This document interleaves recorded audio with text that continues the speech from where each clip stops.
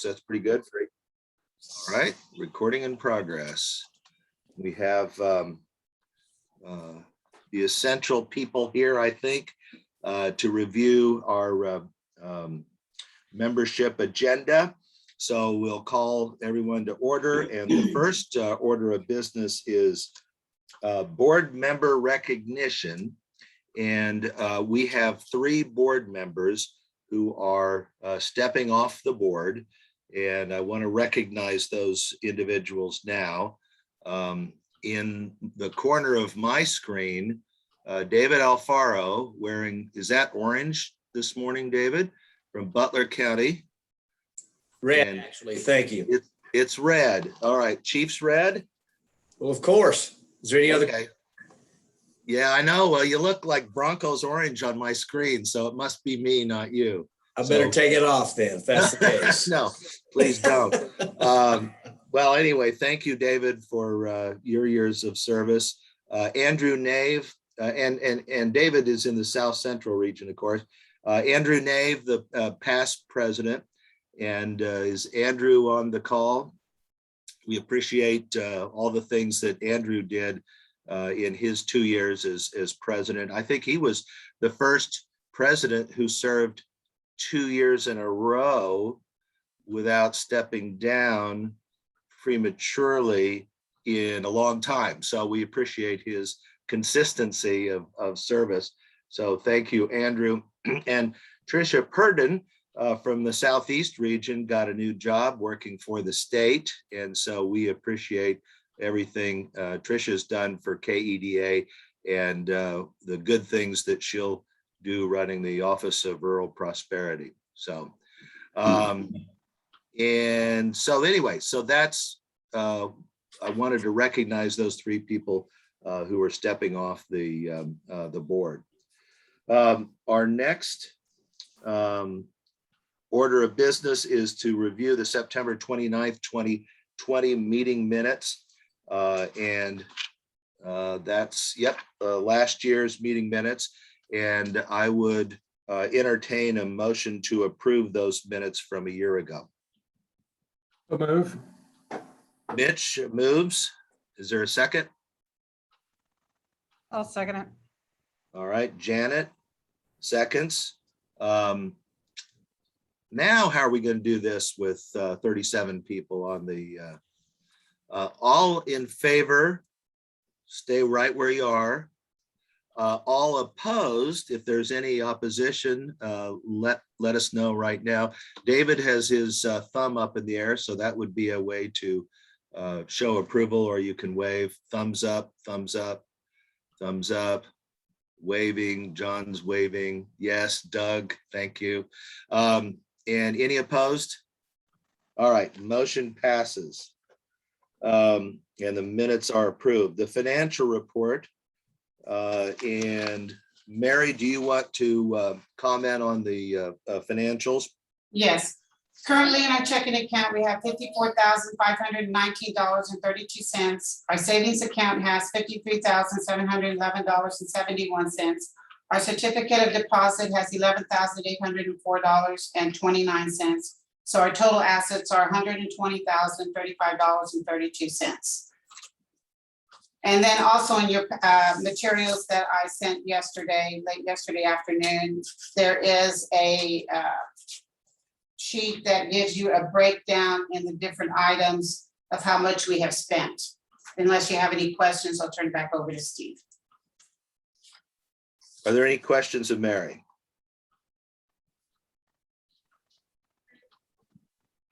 All right, I would entertain a motion for approval of the financial report. So moved. Motion by David and a second by I'll second. Tracy. All in favor, thumbs up or wave, thumbs up, either virtually or otherwise. Is there any opposition to the financial report? Okay, motion passes.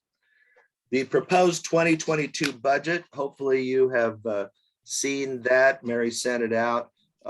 This is what I did was take our original 2021 budget column along the right-hand side, and then next to it, further right, is the proposed 2022 budget. And again, I will go over any of the changes. A lot of things remained the same. There were a few changes, and I've highlighted those in yellow if you do have that. The membership income, we budgeted 32,000 last year, and I've knocked that down $1,000 to 31, not quite as aggressive. Convenience fees, we have proposed as income 2,000, but then those are the only changes in the income. So we anticipate 2021 total budget of 59,500, and the two changes would increase that to 60,500. But the credit card fees will be an in-out kind of thing, because we have a change on the expenses of $2,000. So it'll be reflected as income, so we can keep track of convenience fees, and then go out as the credit card fees. And the reason for that is the new website that we're working on. And when folks go to the website, there'll be a service charge if you use a credit card. So that's one thing that's reflected. And then we did take out framework for growth meetings, $2,500 anticipated expenditure in 2021, and that'll show up as 0.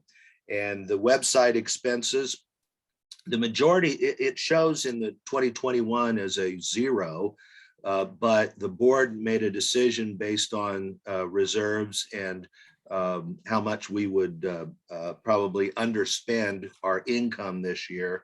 An expenditure of $12,400 for a new website that we'll hear a little bit later in this half hour from Vernon about what we'll need. And so that'll be behind us. What we'll need in 2022 is about $1,000 for ongoing maintenance for the website. And then hotspot expense. So when Mary is remote, if we are holding a KEDA board meeting at a restaurant and she needs a hotspot, we have that listed at $680. And that's likely to be closer to 400, 440, but we have 680 just in case. So some minor changes. The convenience fees and the credit card fees will wash out. $1,000 less in membership income, $2,500 more because no framework for growth, and then expenditures of the website expense of 1,000 and hotspot expense of 680. So with that, do we want to entertain a motion for approval of our next year KEDA budget? I would move to approve the budget. All right, motion by Vernon. Do I hear a second? I'll second. All right, Matthew. And all in favor, thumbs up, virtually or? And yes, I see lots of thumbs up. Great. And if there is any opposition, speak now or forever hold your peace. All right, the budget is approved. Election of officers to the board, and I will turn it over to Janet, who headed up our nominating committee. Thanks, Steve. So in the information Mary sent out last night is the list of the nominated or the slate of individuals that have been endorsed by the board for them to be elected today. If you didn't get that, it would be myself as president, Mitch Robinson as first vice, Carrie Folletti would move from the board to the second vice position. Steve would move by rights to the immediate past president. Coming in new on the board to represent the South Central region would be Beth Shelton, who is with Harvey County EDC, and then also Matt Gadinas for the Southeast region from Chanute. And each of those would start the first of their 3-year terms. Renewing on the board for a second 3-year term would be Joanne Knight for the Southwest region. She's Dodge County, Dodge City, Ford County Economic Development Corp. And then John Engelman, who is our representative from Evergy, serves at large. And so I would move for acceptance of the slate of officers.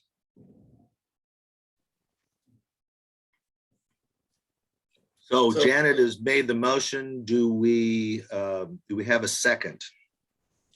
I'll second that. David Alfaro seconds it.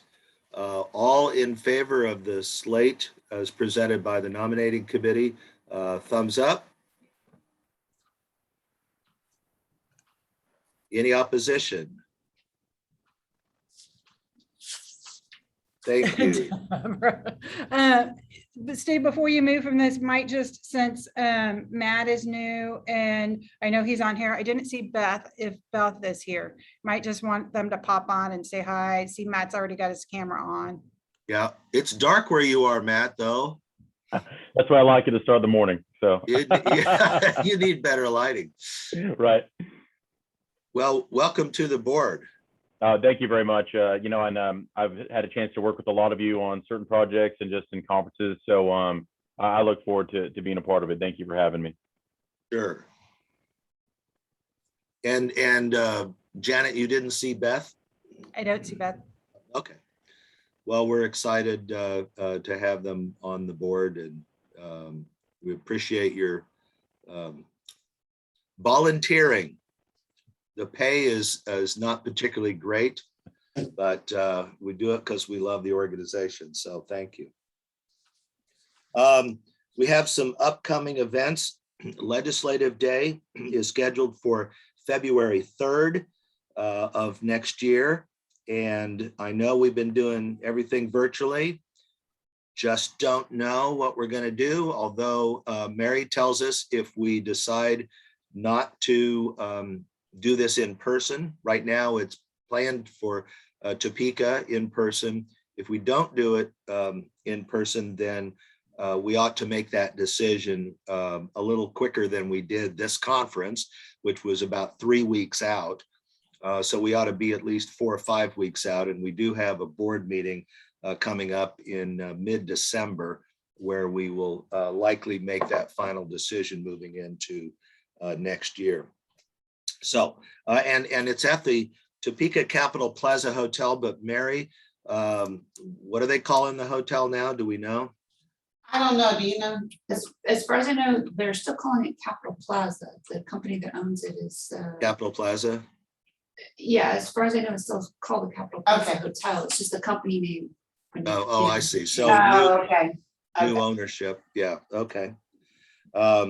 Well, in the past, it's always been a very hospitable place and a nice place to meet. And so that's a plan for Legislative Day. So a save the date, February 3rd of next year. And the Heartland Economic Development course, where a lot of us got our starts, April 26th through the 29th of 2021. And that's in Blue Springs, Missouri. Steve, that's 2022. Oh, Sorry, Yes. Oh, I read just what you typed. I know, But sorry. yes, no, that's okay. I should have, I should have seen that 2022. So this coming spring. And then we do have one item in other business, the website. Vernon has been working on that. And Vernon, do you want to give an update on where we are on the website? Thank you, Steve. Yeah, I'll make it short and sweet. As Steve mentioned, the board made the decision earlier this year to hire a firm to do a new website for us. We put it out for bid. I think we had close to 10 companies respond to our RFP. Out of those, we chose one near Kansas City, Missouri, based on cost and capabilities. That process is already underway.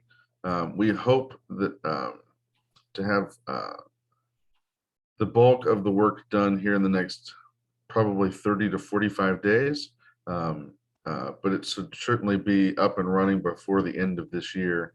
The focus of the website is mostly to make it more user-friendly as a membership organization. So to provide you the resources to find information more easily in our field of work, as well as to provide additional resources from an educational standpoint for our industry. So look for more. Maybe we'll have some sneak peeks. I don't know, but at the very least, we'll for sure get the word out when we're ready to launch. Thank you. Okay. I appreciate, excuse me, all the work that Vernon and his group are doing on that. And the old website has served us well. It's been a good place to communicate among our partners. But if you're not updating your website every few years, then you're falling behind. And we haven't updated our website in more than just a few years. So it's time, and appreciate the folks on the board who suggested that we update our ability to communicate information to our members of our professional organization. So other than that, I don't Steve? have anything else. But you do have a box on your desk. So before Oh. we leave, we want to Okay. address the box on your desk. And Steve threw us a loop. He actually went into work today instead of doing this from home. So his lovely plaque, and he knows that because the outside of the box says plaque, was supposed to be presented to him by his beautiful bride, Rondi. But since he went into work today to do his Zoom, he's going to need to present it to himself. So it's probably good, Steve, that we're not together because I'm a bit of a crier, although that would surprise people probably. But you just are a rock star. And when we kind of had things shake up a couple years ago, you stepped in as president for us. When we kind of had some people that took other positions and needed to move on. And so who would have known at the time that 4 months later, a global pandemic would break out? And so you helped us, and I'm not going to use the word pivot, but you helped us change things so that we could adapt it and move forward. But then also personally, you just are a great friend and a good mentor, and is just a very kind gentleman. And you've had my back personally, whether it was fighting through the crowds at the Chiefs Stadium, at a KCADC event, but I also know you've taken lots of phone calls from lots of people with questions and have just been a great mentor to many of us. So wanted to give you your president's plaque virtually. And I'm impressed if you really haven't opened the box. So if you want to open the box and take a look at your president's plaque. Okay, I will tell you that it says plaque on it, so I thought maybe it was a plaque, but I'm not for sure.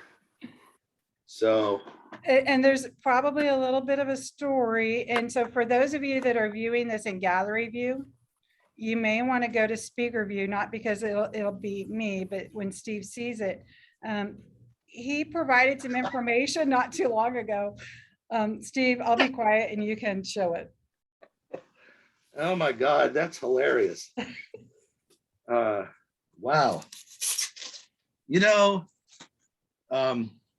when we gave Andrew his plaque 2 years ago, John Engelman thought it'd be funny to put something funny on it. And I did too. And then as I was thinking about it today, I thought, oh, I hope Andrew wasn't upset that we teased him in his plaque. And so this is really hilarious. This says KEDA, Kansas Economic Development Alliance, thank you for your vision, dedication, and service. Steve Jack, President, KEDA 2019-2021. Thanks for getting us through a global pandemic. But what's interesting is that it's an early photo of me when I was a radio DJ in Manhattan in 1974, 73, 72. I was a DJ from 72 to 83 for 11 years. And I had shoulder length hair. And I forgot that somehow I had sent that photo to Janet, and I didn't know it would come back in this form. So it's pretty freaking funny. Yeah, long hair. Congratulations, Steve, and nicely done, Janet. Well, Yeah. I'm glad you think it's funny because I was a little concerned about that, but it does go to show that if you provide a picture to Mary, and I think you actually provided it for a speaker's bio for an event or activity, and Mary's hard drive doesn't die. And so she was able to find that in order to put it on the plaque, so. Well, and I want to thank Andrew Nave for asking 2 years ago if I would serve as president, because my 6 years was up, and I was thinking about when I was going to retire, and I promised 1 year of the 2-year term. That's all. And then the pandemic hit, and I thought, well, I could do this for another year, and so here we still are. And I would just say that this organization means a lot to me. When I joined the Kansas Department of Commerce in 1986, I attended my first fall conference that year. And for the most part, I've been coming every year for 35 years. And the people we all do, I think you all do, important work for your communities. Some of the best people I've ever met in my life. And I always look forward to getting out of Topeka and going to network with people. And so who knew that I'd be president during a pandemic when we have to do all this stuff virtually. But the people that I've met at KEDA are smart, funny, clever, competitive, good looking, but mostly love their community and are doing good things for where we live. So thank you for what you do to your communities and for your communities. So, and thank you for the plaque. I appreciate that. All right. Well, I think that's it until, let's see. We want to start here in about a minute. So we've wrapped up. I think we just go right into to Mitch. And Mitch, if you are ready, I think we're about ready to start the legislative part of our meeting. And I will say I'm going to have to drop off here soon. We've got a site consultant visit today, so that's not a bad thing. But I'm sorry I'll be missing some of this morning's discussion. So thank you very much. Mitch, you want to take it away? I sure will, Steve. Thank you very much. It is another year has gone by, and it's a legislative season is just really starting to get ready to kick off here. Today we're going to start our portion with Sandy Braden. Sandy, as many of you all know, Sandy has represented our organization for many years and watching what's going on in the Capitol. And we'll be having her again provide that service this upcoming session. So Sandy will provide us an update to what happened last year and some things coming up. And then I'll come back on here in a moment and talk about some of the future items we want to talk about. So Sandy, are you ready to take off?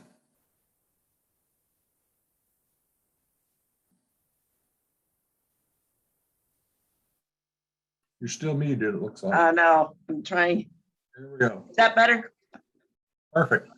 Okay. Good morning and happy fall, which means, of course, we're getting closer to the next legislative session. I wanted to give a quick update of last session, 2021, which was very different in its own right, with a lot of virtual opportunities, as well as we were mostly over there on a day-to-day basis, which was very good to do because you actually got some time with the legislators. And so it was a very productive year for economic development. And it was also a good year for the state of Kansas. We collected 9.3% more in taxes than expected. And there's $1.9 billion left over at the end of June to carry over. That is the most we've had since 1980. And I think I've got a presentation. See, Mary, if you want to jump on that. Mary on? Terrific. Thanks, Mary. And so Mary, you want to go ahead with the next slide? And as I said, it was very productive for economic development. I'll just quickly go over these because Lieutenant Governor Tolan said a lot of this, and I give credit to him and his team to working with the two chairmen of the legislature and the leadership to get a lot of this accomplished last year. Star bonds, again, and they made some changes and extended the sunset date for 5 years. Kit and Kerr HPIP decoupling and HPIP transfer credits, which has been tried for many, many years, both passed. And you're welcome to keep this presentation and kind of look at it later if you would like for more details. Mary, next slide. Angel investor tax credit passed, and it would extend it for 5 more years and increase the amount of tax credits. Rural Housing Incentive District, Lieutenant Governor Tolan talked about that one yesterday on what kind of structures and helping out with developing rural housing. The governor's ERO 48 that would put the Department Director of Tourism back in commerce. COVID business liability. There was an extension of the COVID liability provisions for COVID-19 response, and the bill would extend the provisions. It went until March 12, 2020, and now this would extend the provisions till 2022. Next slide, please. And there was, at the end, as usual in Kansas, there's always multiple bills thrown into 1 or 2 bills with a lot of information. Senate Bill 47 included the rural opportunity zone changes. It extended the repayment program from the students till 2023, and it changed the definition of rural opportunity zone from identifying a county to any county with a population of less or equal to 40,000. Probably not really on a lot of folks' radar was a bill that extended the deadline for Kansas corporation income tax returns, which really focused more on the Kansas City area.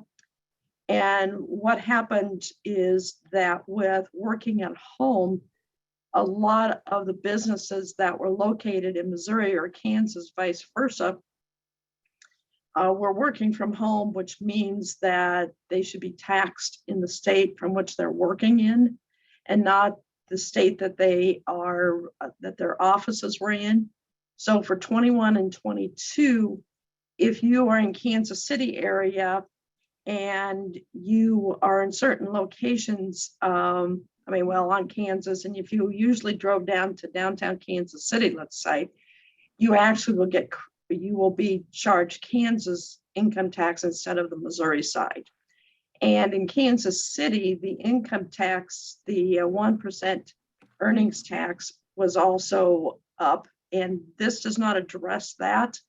But what it does do, Kansas City has, upon request, refunded taxes if somebody's asked for it, if they were working from home in Kansas and not in Kansas City, Missouri. Next slide, please. 47 also would allow for non-refundable income privilege tax credits for banks and for everyone for 50% for contributions given to the Eisenhower Foundation and Cedar Crest. That's been around for a few years too, and it was finally passed. Then the big Senate Bill 50 was the tax bill that was passed. The governor vetoed, and it was overridden in the House. I'll just quickly go over it. Finally passed the Marketplace Facilitator Tax Coalition collection, and so that's done now. Talked about fraudulent unemployment benefits, kind of put everything back to 2017, when the feds had changed the tax law. Next slide, please. Standard deductions increased. Global, the GILTI, which is for corporations, business interests, capital contributions. Go ahead, next slide. FDIC premiums, many of the banks were interested in this. Business meal expenses, expensing deductions, and net operating loss carry forward extension. So all of that was in the tax bill that was overridden and will go into effect at the tax year of 2021. Next slide, please. Other items, the University Engineering Initiative Act, another 10-year program to give the universities $10.5 million to support engineering university activities. The Kansas Promise Scholarship Act passed, would establish the Kansas Promise Scholarship to provide scholarships to students who attend post-secondary educational programs that are in high need career fields. Licensure bill, although somewhat controversial, passed licensing and getting more people in to be able to fast track on Kansas licenses. It's my understanding that that may come back again and get some expansion of that from Chris Croft. Unemployment issues, of course, we've all been listening to the unemployment issues and what's been going on there, and that saga continues. Next slide, please. What happens next year? Well, it's time for redistricting. And what that means, it'll be redistricting of congressional, House, and Senate seats. And in Kansas, how that works is they went around, they have 2 committees set up. The committees will come up with their maps. Each House and Senate will pass their maps. They'll come together and then they'll pass a map, send it to the governor. Governor doesn't like it, she can veto it. And if they can't override it, then they go back to work. And if anybody doesn't like it after it's done, then it can go to the courts like it did 10 years ago. So we'll be spending a lot of time with redistricting. It's election year for all House members and statewide office holders. You're probably going to see medical marijuana being taken up by the Senate. It passed the House. Sports spending is still hanging out there. Medicaid expansion is still hanging out there. And housing initiatives to see what we can do about some of the housing needs in Kansas. Spoke to the chairman of the Commerce Committee, Senator Olson, and that's one of his initiatives. He's looking at housing. And he also offered up that if anyone has any suggestions for legislation, to please let him know, because he's looking for economic development legislation. I think that's a very quick high level. Go ahead to the next slide. I think that's it. Yep. And so if you have any questions, I'll be happy to try to answer any, but it's going to be a fun year next year, just like they always are. Sandy, we appreciate your discussion on, we did have a good session last year, and we've got to continue to work with our legislators and with Department of Commerce.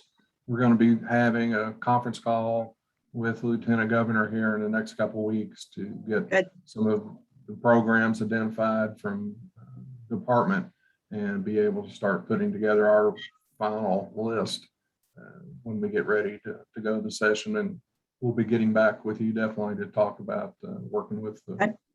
And I really appreciate, I enjoy working with KEDA, and thank you for the last year and look forward to working with you next year. Thank you.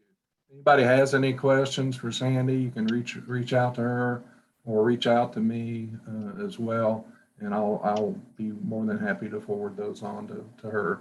So Mary, I've got my just a few items I'm going to go over. And if you bring my slides up. We reached out to some membership over the last couple of days. And Carrie, I appreciate your comments from that you sent on from yesterday's session. And I'll just go over some of those that were brought up by the membership members or membership yesterday. Paul Bean had a question about working with industry, trying to reduce the liability for employees and interns under the age of 18. I know this is an issue that's been talked about several different times about trying to reduce the liability for these companies, and that would obviously help the apprenticeships and work programs to get kids under 18 into the operations where they can have hands-on experience. So we'll put that one down as something to look forward to. Jack Alston had a question about moving to enhance youth apprenticeships in the next session, which is kind of a related question. So we'll combine those and put that as one of the key items we work on. Moving down yesterday's list, Deborah Tafal from Hutch had a comment about working with our industrial revenue bonds, tax abatement related to assisting the development of spec buildings and reducing tax liability there.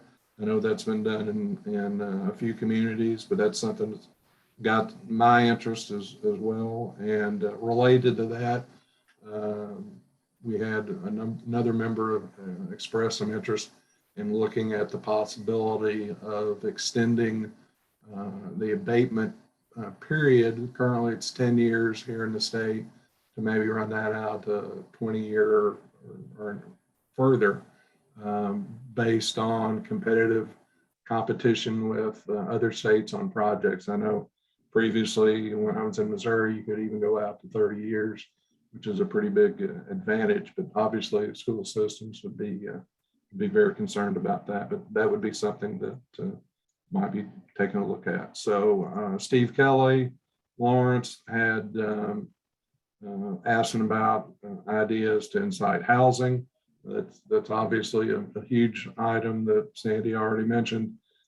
Perhaps a star bond like program where you can recapture sales tax on residential construction within a city county. It could be used to offset some of the infrastructure costs. So that's a pretty good idea, Steve. But housing, as we all know, is probably the #1 issue, along with childcare and a few others facing us. And then Janet had a question about looking at changes that should be sought regarding how remote workers are counted. That's probably going to be a tough one to. How do we count remote workers? I mean, I think it can be done. There's no doubt of that.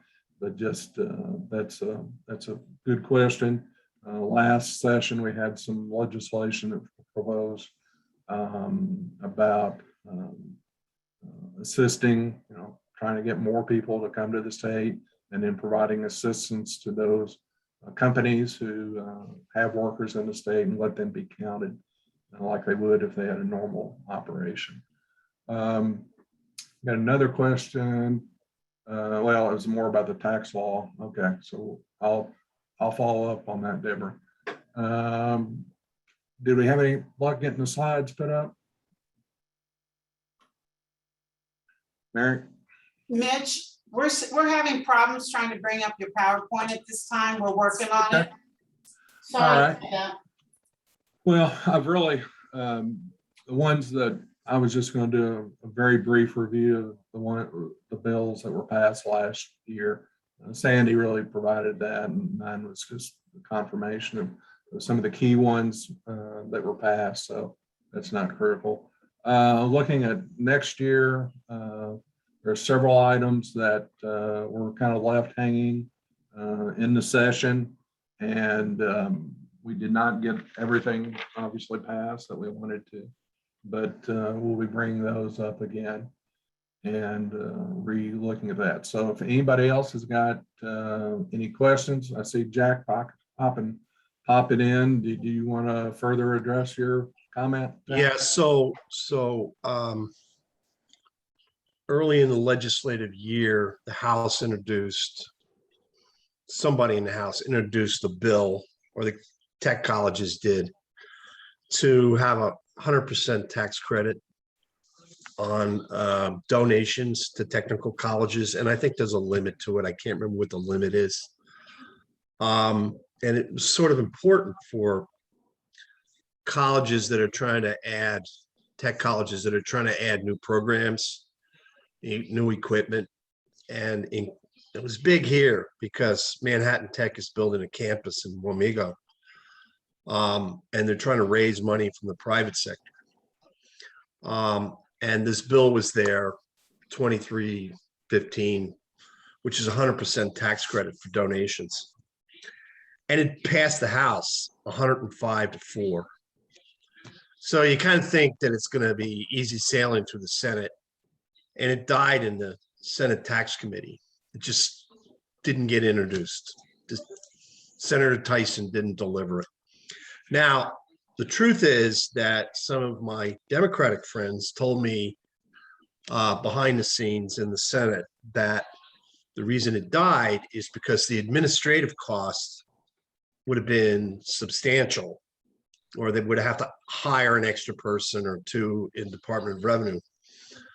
So they put money in capital outlay for the extra for the tech colleges. But I think this bill is going to be reintroduced, and it's a big deal as we're changing technologies and we're needing more workers, et cetera. So I just thought I'd bring that up. We could use support from KEDA. Okay, we will definitely put that on our priority list. Okay, we're wrapping up here to keep us on Mitch, schedule. Mitch, Yes, yes. we've got your slides up if you wanted to show. Looking at the clock, I don't really think we've got time, and we've really gone over most of the key items anyway. The one item I do want to encourage those of you all who are interested in working with us on legislation. We'll be having several members come together on a committee to support us. Those of you all who have key Senate and House committee chairs, you guys are especially important to be able to work that relationship with those key committee chairmen and women. And we want you all to join in. So please reach out to me. I'll be reaching out to previous year's committee members and checking, make sure they're still interested, but we're always looking for new people as well. Things change, people come and go. We have new members get elected. So appreciate your all support. This is a second session for me to go around working as chairman of the committee. I'm excited about that. We've got good relationships. We just need to continue to push our agenda forward as we get it ready later this fall. Thank you all. Mitch, this is Andrew. Can I jump in? Andrew? Yeah, no, well said. And I would just add to that, I'm willing to help as I have in the past, but I would, kind of nudge and encourage our KEDA members that are in the center of the state. I know it's a pretty close trip for you in Salina, but there's some others that are close to Topeka. Oftentimes we know about a hearing the night before. So anybody that's got close proximity to Topeka would also be welcomed in that committee. Thank you. Definitely. And want to note, I just saw that Brad had a note over there. There were a couple of people who had reached out saying that they wanted to serve on that committee. So kind of steps from here. I was talking with Mitch earlier. He and I are going to try to do a phone call later this week. So our next board meeting isn't till December. We may look at moving that up to try to take a look at how we handle that February event. And Sandy, before you pop off, and I know that we're getting into Colleen's time, so it would just be interesting at some point for us to figure out what we think the new COVID protocols are going to be from there. And if we think that we're going to be able to have the meeting, and are there maybe perhaps some other ways that we can be more successful versus the format that we've used in the past. So I think we're going to need that legislative group to not just be looking at the platform, but also how are we interacting and how are we reaching out to them? And Sandy, I don't know if you have a quick thought on that. As far as I know right now, the Capitol is open for the public. And last year it was not open to the public. and there isn't an emergency declaration at this point in time. So as long as it's open to the public, I think people are going to be able to come in. Now, what kind of legislative restrictions they put on, nothing's been said yet. Okay. So, Okay.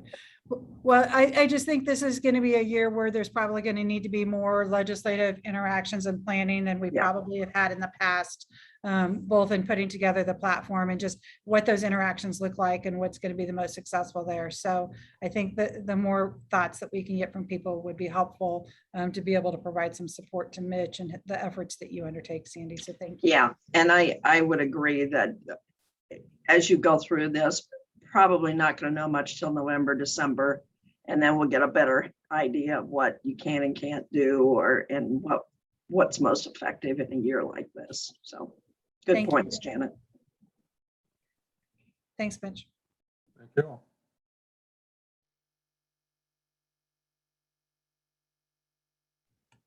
So I think if we're done with that session, Carrie, were we going to go ahead? John, you want to go ahead and do your introduction for Colleen?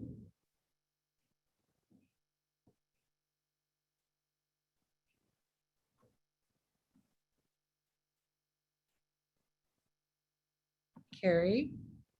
Yeah, John, I No? see he's still here. So he. Myself, if you need me to.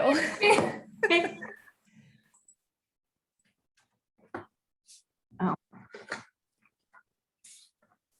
Well, welcome, Colleen. Thank you very much. We were looking forward to the in-person, but I'm really glad you were able to jump on virtually with us as well. And I know we've had you before, and many people on here are pretty familiar with Colleen and the brand acceleration. Colleen oversees the brand identification and marketing program implementation for communities, counties, and regions in a 17-state territory. She also travels the county to speak with creative marketing, business and talent attraction, and public relations. She's a regular attendee at state and regional development conferences and is an active member of the Southern Economic Development Council. Colleen is a graduate of the Basic Economic Development course, and her alma mater is Ball State University and lives in Tampa, Florida. So welcome, and we're ready to turn it over to you. All right, thank you. So thank you so much for having me. I was actually really excited about doing this in person. I have some family in Salina that I haven't seen in a couple of years, and I was looking forward to getting to see them. But I'm actually kind of relieved it wasn't in person. I had a breakthrough case of COVID a couple of weeks ago, and now I'm terrified to leave my house. So I'm kind of happy that I didn't have to travel. So just a little bit about myself. I know there was an introduction there. I am a marketing strategist with Brand Acceleration. So we are a full service marketing firm that specializes in economic development. So we work exclusively with cities, counties, and multi-county regions to help them do business and talent attraction. So as a marketing strategist, what I do is I travel to communities, essentially do a site visit. I meet with Talking about marketing. economic developers, site selectors, any educators, employers, anybody who's involved in that site selection process to really assess what a community's assets are when it comes to business and talent attraction.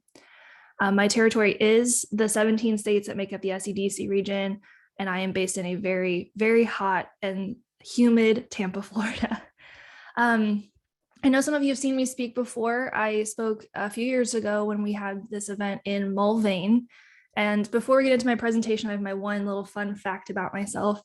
When I came to that conference, I actually stayed an extra couple of days to go up to Hutchinson, Kansas, because I am trying to see all of the Apollo command modules that have been to the moon, and Apollo 13 is there. And I very rarely get to show this off. So I'm going to show you my little space jacket, where I have patches for all of the Apollo modules, and there's my Apollo 13 one. So I got that while I was in Kansas last time. So that's my one big exciting Kansas story. So when we get into our presentation today, I have a few disclaimers to give at the beginning. I do have a PowerPoint presentation made for this, but I'm not going to have it on for most of the presentation. And that's because, I've watched a lot of presentations virtually, and I think it's, for me personally, more engaging to look at a person than to look at slides. So I am following my presentation here, and these slides will be available to you afterward. I'm just not going to show most of them during the actual presentation. There are a few visual elements that I'm going to show you, and a few slides I will share for things that need a little bit more of an explanation. If you are listening to this in the background, I will tell you when I'm going to switch on the slides so you can switch back over to this browser and actually look at the slides. Another disclaimer is we are talking about talent attraction marketing. So my realm of knowledge and realm of expertise is not talent development, and it's not community development with the purpose of talent attraction. It is talent attraction marketing. So I can't sit here and tell you what programs you should have in your schools, what quality of life assets you should have in your community, but I can tell you how to market those things. So with marketing, I love using this quote from Jerry Maguire, which is help me help you. Obviously, the better the product is, the easier it is to market. But we're here to talk about the marketing piece of it. And we're talking a lot about marketing strategy. And so this is meant to be a foundation for you to do this work yourself. If I could sit here and tell you, you need to do X, Y, and Z, and you'll solve your talent problem, I would be making a lot more money than I am. But what I can do is tell you how a marketing strategy is developed and kind of give you the foundational tools to be able to develop a marketing strategy yourself. So the way we're going to work through this today is I'm going to outline an activity that I like to do with my clients and something that I do internally whenever I get a new client. We're going to talk through really high level how it works. Then the bulk of the presentation is going through each little step of this activity, talking through how you do it, giving some examples. Then at the end, I will give some general tips for marketing strategy, for marketing in general. And then if there's time, I will go through some examples, but I want to give time at the end for questions. So we'll go ahead and get into it. The activity here for marketing strategy, this is something that you can do by yourself. You can do this with your team. You can do it along with me on this call. It's pretty simple and it's going to seem really straightforward. So what you need for it, I'm going to scoot over so I can have it up in front of me. You need just a blank white sheet of paper, and they're going to divide it into 4 columns like this. So our first column is for our objectives. What is it that we're trying to accomplish? The second column here is for audiences. Pretty straightforward. Who is it that we're trying to speak to? Who are we trying to attract to accomplish this objective? The third column is for assets. So this is, what do you have relevant to this objective? And then the fourth column is tactics. So I'm going to hold this up to the screen if anybody wants to take a screenshot of it. So this fourth column is tactics, and that is what are the actual marketing pieces that you're going to do? What is your actual marketing elements that you're going to execute? So don't worry if this doesn't make total sense. We are going to walk through what all of these are. So our first column is objectives. What is it that we're trying to accomplish? And with the aspect of talent attraction, obviously our objective is to attract talent. But your objective you want to be really specific with this. Are you trying to attract talent for manufacturing? Is it a specific type of manufacturing? Do you maybe have wood production? Do you have like technology, computer assembly, things like that? So specifically, what type of talent are you trying to attract? And then also think about, are you trying to fill open positions? Are you trying to fill future positions? Are you trying to attract remote workers? Are you trying to attract talent that maybe works remote sometime, but works in person other times? Are you attracting people who are going to live and work in your community or just live there and maybe work in a nearby metro. So really thinking about what are your specific objectives. Another thing I would keep in mind with the objective is when you're trying to attract talent, you're attracting more than just the person who's going to fill a job. You are attracting their family as well. So making sure that you are doing this same attraction process for trailing families, so spouses, partners, children, parents that may move with them. So really broadly defining everybody that you want to attract. And what's nice with this is you can go to your local employers and basically say, what do you need? What are you looking for? What can we help you with? So our second column is audiences. So again, sounds pretty straightforward. Who are you trying to reach? Again, we really need to be very specific with this. Because even when we're saying a category like manufacturing talent or tech talent, there's a big difference in the type of people who work in that field. And there's also a big difference based on age as well. You know, a few years ago, everybody wanted to track millennials, and now it's becoming Gen Z. But that's a very, very broad definition. And there's such variety within that demographic. If you've seen me speak before, I usually give this example of a friend of mine from high school. Her name is Jenny. We are obviously the same age, graduated from high school together, both went to state schools in Indiana. And that's about where our similarities end. Jenny has a degree in chemical engineering.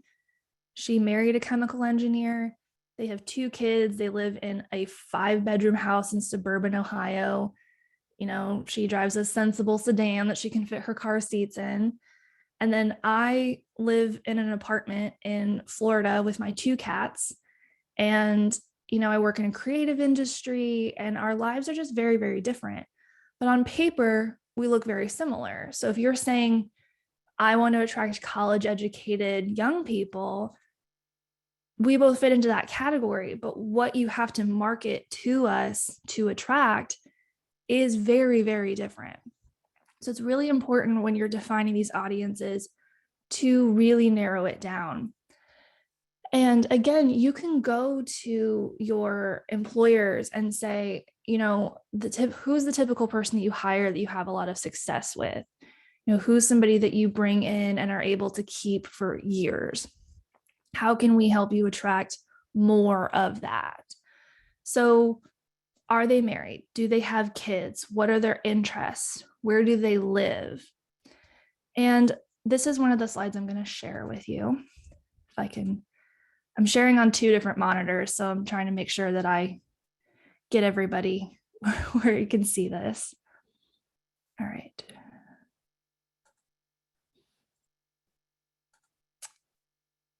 Okay. There we go. So I used the county that Salina is in. I'm not 100% sure on how to pronounce it, so I'm just not going to say it and embarrass myself. So when we're talking about attracting talent, I think for a lot of people, the first thought is to just try to attract from your donut counties or your donut communities.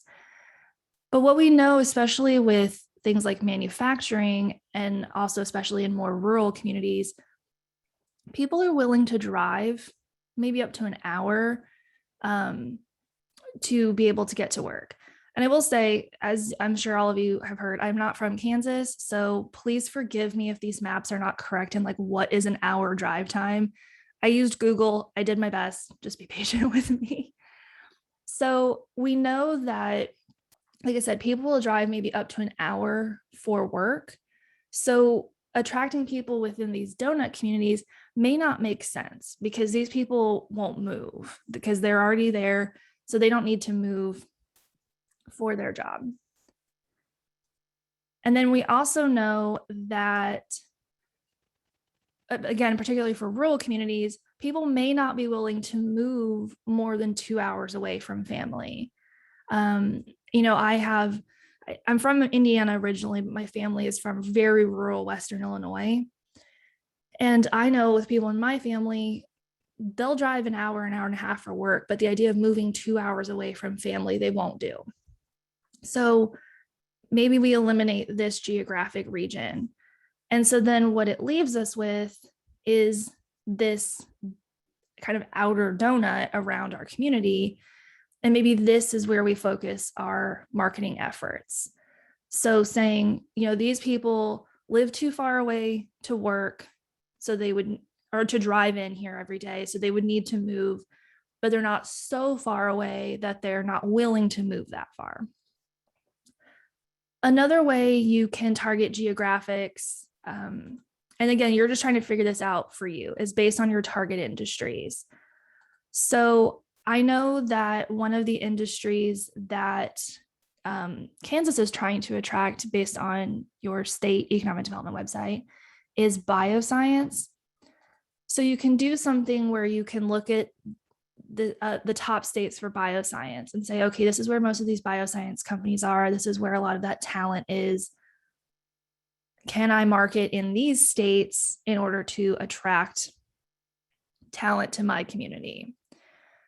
And so thinking really about what are your target industries? Where is that talent? Where is that education? Maybe even looking at where there's top schools for those industries and marketing in those areas.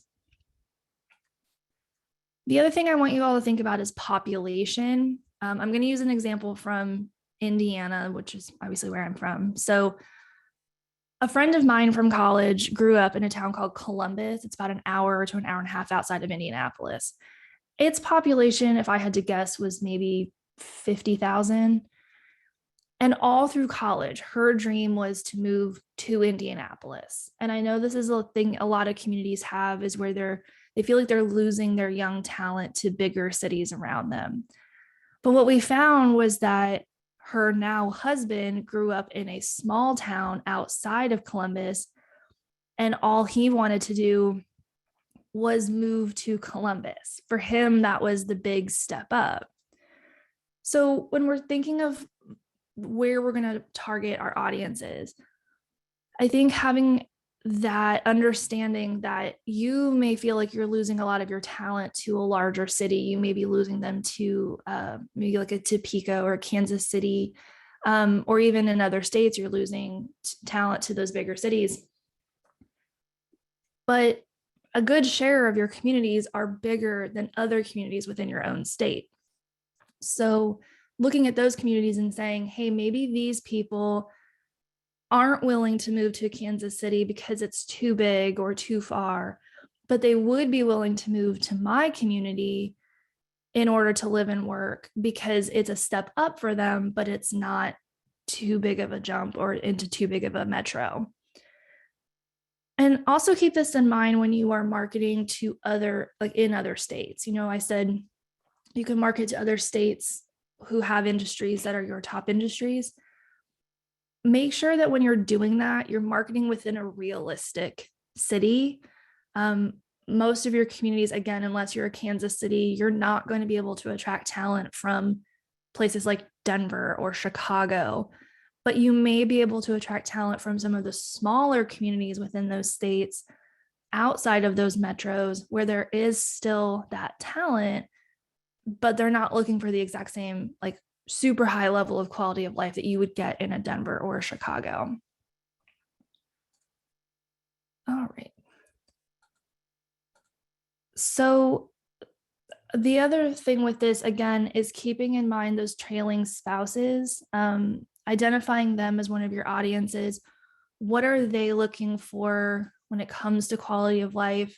Treating them with the same level of attraction that you are doing for the talent you're trying to bring, because it is really talent and resident attraction. So define them as an audience as well.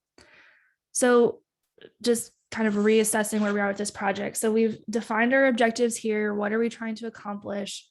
Who are our specific audiences for this? How old are they? What are their lifestyle choices? What education level do they have? That's going to go here. So now we're moving on to our third column, which is going to be our assets. So these are what are your selling points that you should highlight in your marketing. This is really how we define our marketing message.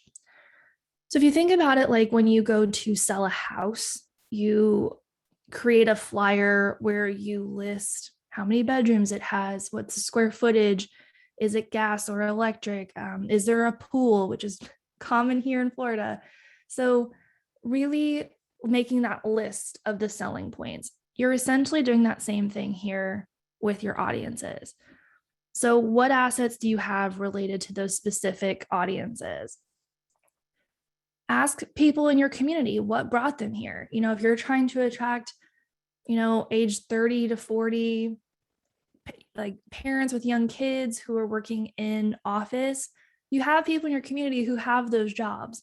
Go and ask them, you know, what brought you here? What keeps you here? What are things that you think are selling points?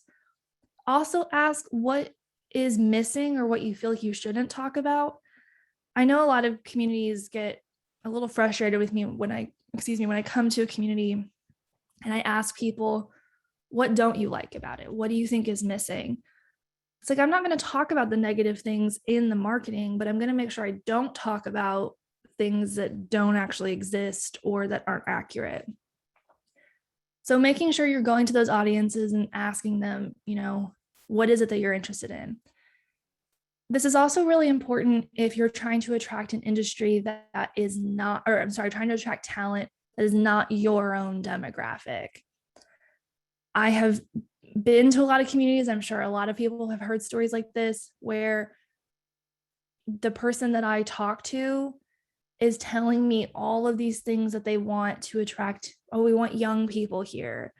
And then they list we have this craft fair and we have this auction every few weeks. And it's like, there's this disconnect between the person doing the marketing and the person receiving the marketing.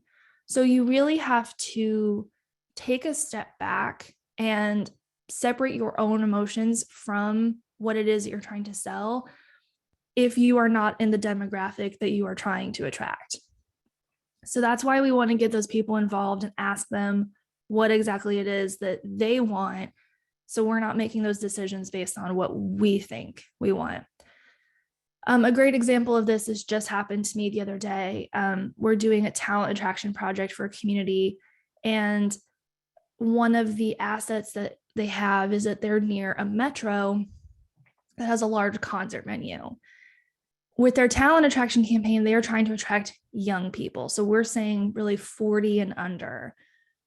And then when they were talking about this major concert venue that gets all of, you know, the top artists, the artist that this person listed for me is honestly stuff my dad listens to. Love the music that my dad listens to, but it's not the music that we should be marketing when we're trying to attract, you know, 25 and 30-year-olds.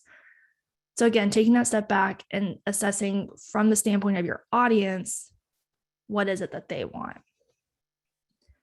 And then our fourth column, our last column here, is our tactics, which is how do we actually get the message out to people?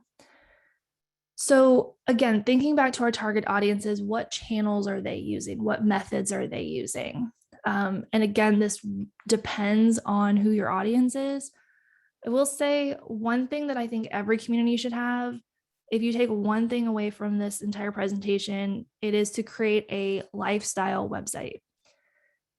Your lifestyle website needs to be separate from your economic development website. That is very, very important because your audience and your message are completely different for those two. You know, we used to be able to just put a life page on the economic development website, but that wasn't intended to attract talent. That was intended to show site selectors, hey, the people who work here and live here are going to be happy and stay here. So what we are talking about now is marketing directly to people selling quality of life assets. So they don't want to look at a page about your industrial properties. They don't need to read about the capacity of your water treatment facility or the cargo loading facility at your nearest airport. That's not interesting to them and relevant to them. So it needs to be a separate website. And I mean, we're typically looking at maybe 14 to 18 pages for these websites. So talking about housing, schools, job opportunities, retail and dining, and arts and entertainment, outdoor activities. Again, all through this lens of who are we trying to attract and what are they interested in. So if we're going after, people who are maybe have a little bit older, have older kids, or their kids are graduated and gone off to college or moved out of the house, so we have these empty nesters. What are they doing in the evenings? What are they doing on the weekends? Where are they shopping? Where are they eating? Where are they traveling to when they go on vacations? Are they flying or are they driving? Really figuring all of that out and then writing that into the copy of the website. And then kind of related to that is going to be using social media. Again, the channels that you use, the actual platforms you use depend on your audience. Typically, we know that older demographics more use Facebook, some Twitter, but mostly Facebook. Millennials are big into Instagram. Gen Z is more Instagram. And then TikTok is big right now. I feel too old for TikTok, and so I am not on it, but really narrowing down who these audiences are and then finding the channel for them. So you can utilize your existing community. If your city or your county has social media, you can just go ahead and use that. And I know that it's a larger city than most of you are going to be part of, but I think that the city of Tampa does a really great job with their lifestyle marketing. And then there's the city of Tampa, and then there's Tampa's downtown. They both have really great Instagram accounts for marketing lifestyle. So we're talking about using social media for marketing lifestyle, doing this in a variety of ways. Again, thinking of what those assets are that we're trying to market.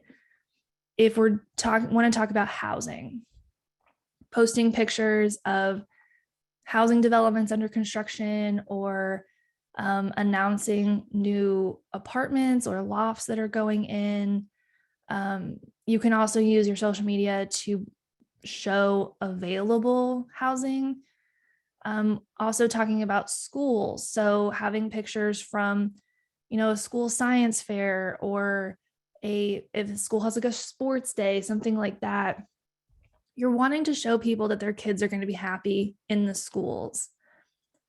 And then using social media to market your small businesses and your local businesses. So this can either be shopping, or this can be entertainment or dining. So having posts about a coffee shop that is in town, and a farmer's market that's going on, going out and taking pictures of those things and posting those. You also don't need to generate all of this content yourself. Instagram in particular is really great for getting content from other people. So people in your community are posting pictures. We're all on social media. We're all out taking pictures and posting pictures. So if somebody posts a picture, at their local coffee shop, we've all seen the picture of the person holding their cup in front of the sign for the coffee shop. They post that and tag that local business. You can reshare that photo on your social media and say something like, hey, this is just one of our many great local businesses that we have here. Or, hey, here's a picture somebody posted of them out kayaking in one of our rivers or fishing in one of our lakes. So you don't have to create all this content yourself. You can share it from other people. My 2 suggestions with social media: if you are going to reshare content from other people, please, for the love of all that is holy, credit that person. If you share a photo that somebody else has posted and you repost it, make sure you tag them in it, give them credit for that photo, and you're not just stealing it from them. Second is kind of create a schedule for yourself.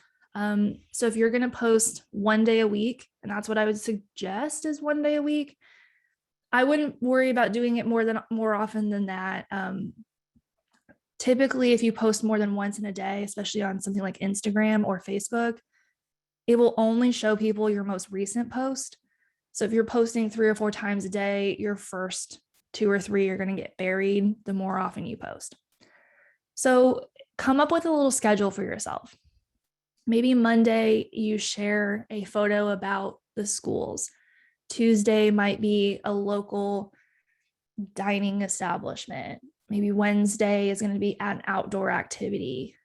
Thursday could be arts and culture. Friday could be retail. And so just come up with a little schedule for yourself. Try to post various times throughout the day. And then what's nice about doing that is you can plan ahead for content. So you're not sitting there the day of like, oh crap, I need to post something. What should I do? And then you're just like standing out on the street in front of your office trying to find something to take a picture of. If you have a little bit of a plan, save those photos so you can share them when you need them. And then just again, think about who your audiences are, what are they interested in, and sharing content related to what they want. Social media is great because it's free. That's what everybody loves. People love free marketing. So our next thing to talk about is going to be running broadcast ads. This is a little bit more of a traditional marketing tactic. So this is going to be radio or things like Spotify and Pandora.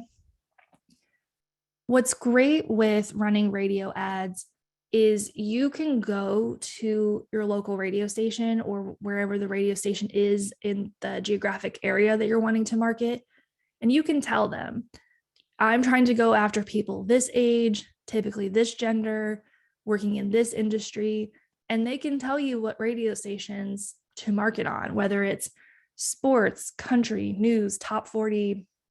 They can figure all that out for you. You don't have to know that yourself.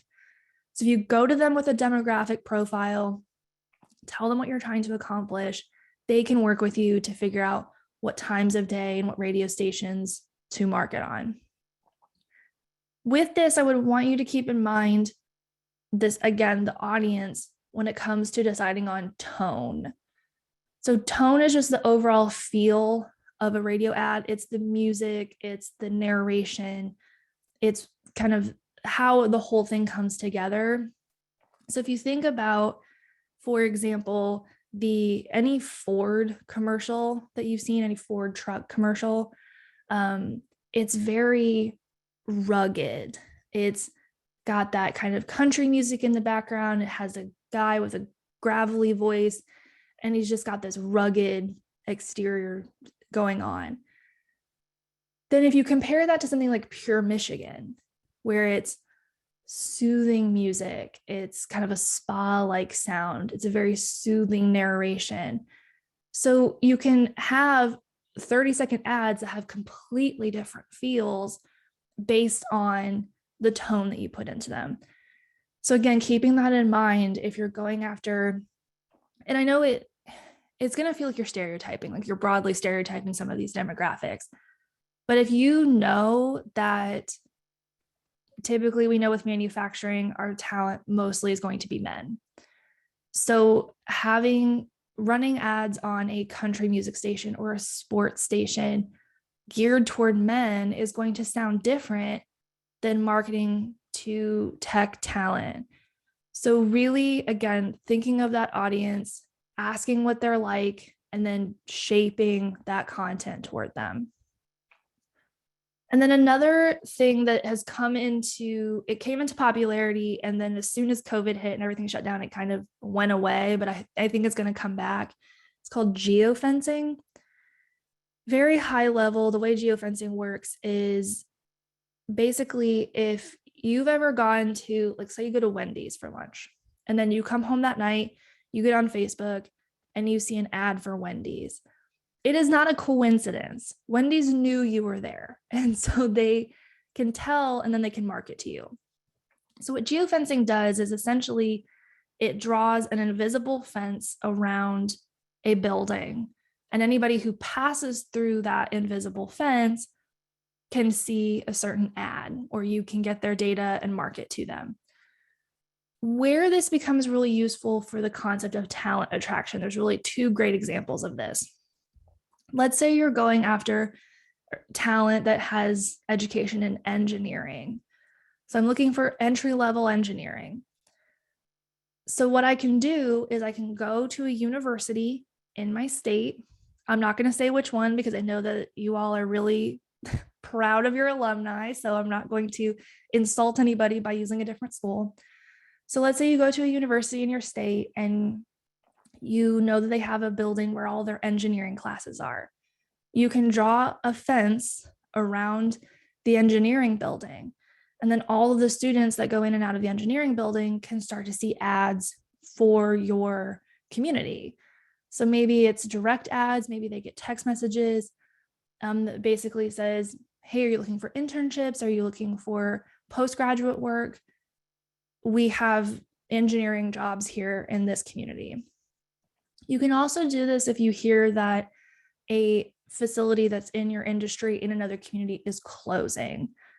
So if you find out that a manufacturing facility in another part of the state or in another state is closing and they're laying off 300 people, that's 300 people who need jobs. So you can geofence that building. And then in the last few weeks that that place is open, anybody who passes in and out of the building can start to see ads for your community. And the reason this kind of fell off, obviously, during COVID was because people weren't out and about in the world, but we're starting to see people go back to school, starting to see people go back to in-person work. And so we're seeing that where we can actually geofence places because people are out and about. So again, with this activity that we're doing here, you know, we've talked about all 4 columns now. So coming back to this as a touchstone for everything. So saying what tactics, what is the best method for me to talk about my assets to my audience to accomplish this objective. And what's great with this activity is you can do it for any type of marketing. It doesn't just have to be talent attraction marketing. This is how all marketing is done. So you can apply this same thing to business attraction, business retention and expansion. You can do it for pretty much anything you want. So I want to go through some quick tips and then go through an example or two. So one question I get a lot is, how often should I market, or how do I decide where to best spend my money? With marketing, we have a concept, it's called reach and frequency. Reach is obviously how many people are seeing or hearing a message, and frequency is how often are they seeing and hearing it.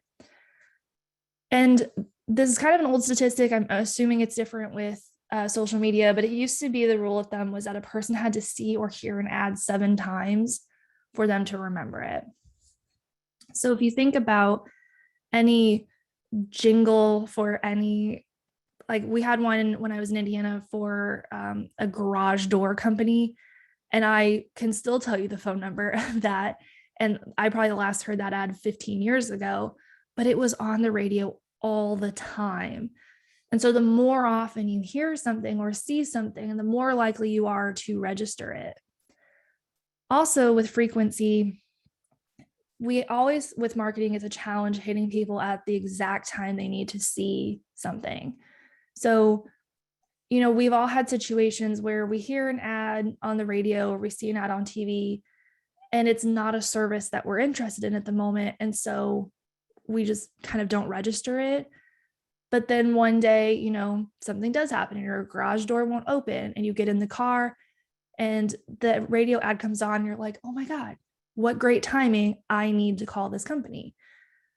So if you're having to decide between reach and frequency, I would prioritize frequency.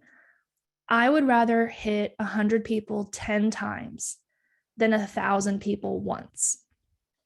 It may seem like, oh, I'm getting 10 times as many people, but only getting in front of them one time, you're running the risk that you are not hitting them at the exact right time. So getting in front of somebody more than once, but a smaller, more targeted group is a better option for you. That's why I wanted you to define the geographic area where to market instead of just blasting the entire state, really picking where you want to market and going after them in a concentrated way. The other thing I want is for you all to think about, instead of return on investment, return on opportunity. Whenever we talk about marketing, there's always this desire for us to be able to say, I ran this ad and I attracted this many jobs. That isn't exactly how this is going to work. What's going to happen is the measurable thing that you will have is going to be traffic to this talent attraction or this lifestyle website that we're talking about. So what will happen is you'll run ads. Those people will come to your talent attraction website where you will have information about available jobs, housing, schools, quality of life assets. And then they will become interested and they will apply for jobs and then eventually get jobs. We can't always have this direct measure of I ran ads and filled jobs. The big reason for that is we all know there are a lot of reasons why things fall through. I can get 1,000 people to apply for a job because of the marketing, but for whatever reason, none of them get the job. Either they're not qualified, the pay isn't what they wanted, the benefits aren't what they want, they just weren't a right fit for the company. None of that is the fault of the marketing. So when we measure the success of marketing, we can't do it in this direct way. So we have to measure things like how many people are looking at my website, how many people are engaging with my social media, how many job applications are we getting? Things like that are what you're going to be able to measure. So think about return on opportunity. How many eyes are you getting in front of that you weren't getting in front of before? It's also really important with your marketing to tell a genuine story. I have this Dolly Parton quote that I love, which is find out who you are and do it on purpose. If you are out marketing yourself as, a young, hip place for millennials and Gen Z, and you're not that, it's going to become very obvious very quickly. Those people are going to show up, they're going to see it's not what they were promised, and they're going to be really irritated about it. And obviously you have people in your community who live there and like living there. So you can try to just attract more of what you already have and what you're having success with. I understand aspirational marketing, trying to grow and differentiate your community, but I really think it's important to make sure that you are not overselling what you have. Tell a genuine story and you'll create a genuine audience. And in that same vein, I think it's important for every community with your marketing, particularly your photography, is to show all types of diversity. I think we all think obviously of racial and gender diversity, but it's important to show, especially if you're showing pictures of families, there's more than just one way of having a family. So showing single parents, showing parents with adopted children, showing same-sex parents, multiracial parents. So having a lot of diversity, also making sure that we're showing people with physical disabilities.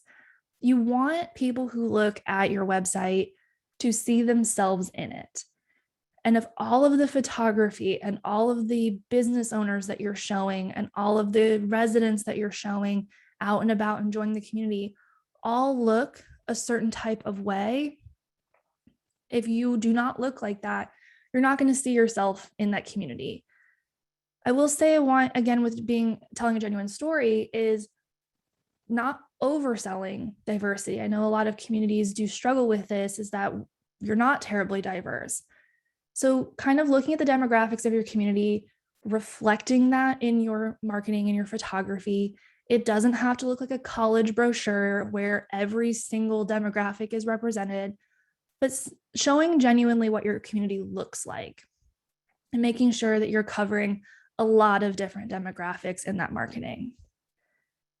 So I've got a couple of minutes that I want to walk through a few examples of this activity so we can kind of tie it all together and you can see how I would do this if I were going after a specific audience. So let's start with this one. Our objective is to attract talent for existing manufacturing. So that's what I'm going to put in my first column here, is I want to attract talent for existing manufacturing. You can get into the specifics of exactly what type of manufacturing if you have a specific type, but that's really going to be my objective here. So my audiences here, I know are going to be typically men. I'm using age 45 to 55. These people are typically going to be married and maybe having kids who have already graduated and moved out or will be graduating and moving out in the next few years. And then they like a more rural lifestyle. And again, this is going to be different for every community. You may have multiple audiences for this. So you may need to have more than one sheet for each objective. So maybe I have one where my audience is this 45 to 55, but I'm going to have a separate one where I'm doing it for 25 to 35. So that's the audience that I use for this example. So my assets are obviously going to be available jobs. That's the big thing we're trying to do here is fill jobs. So I want to make sure that that's my biggest asset that I'm talking about. I know that these people are more likely going to be interested in mid-size housing. Again, they may not have children who live with them, but they want to have a guest room for when those kids come home to visit. Maybe just room for growing family of their children, not a family of their own. They're going to be more interested in family dining. So maybe not these small kind of unique places that come in, but maybe a place like a Chili's or an Applebee's or something like that. And then they're interested in outdoor activities. So maybe they do hunting and fishing and maybe they like going out on the boat. So kind of defining that as one of my assets here.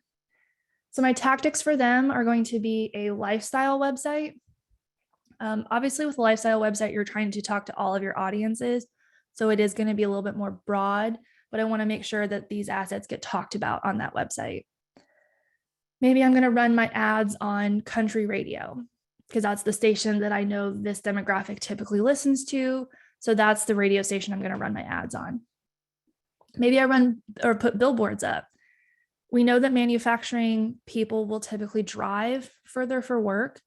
So maybe I put up billboards in their area and saying kind of, we've all seen those apartment complexes where it's like, if you lived here, you'd be home by now. Something kind of like that, where it's like, hey, if you worked here, you wouldn't have to make this drive every day. Why don't you move here and work here for jobs?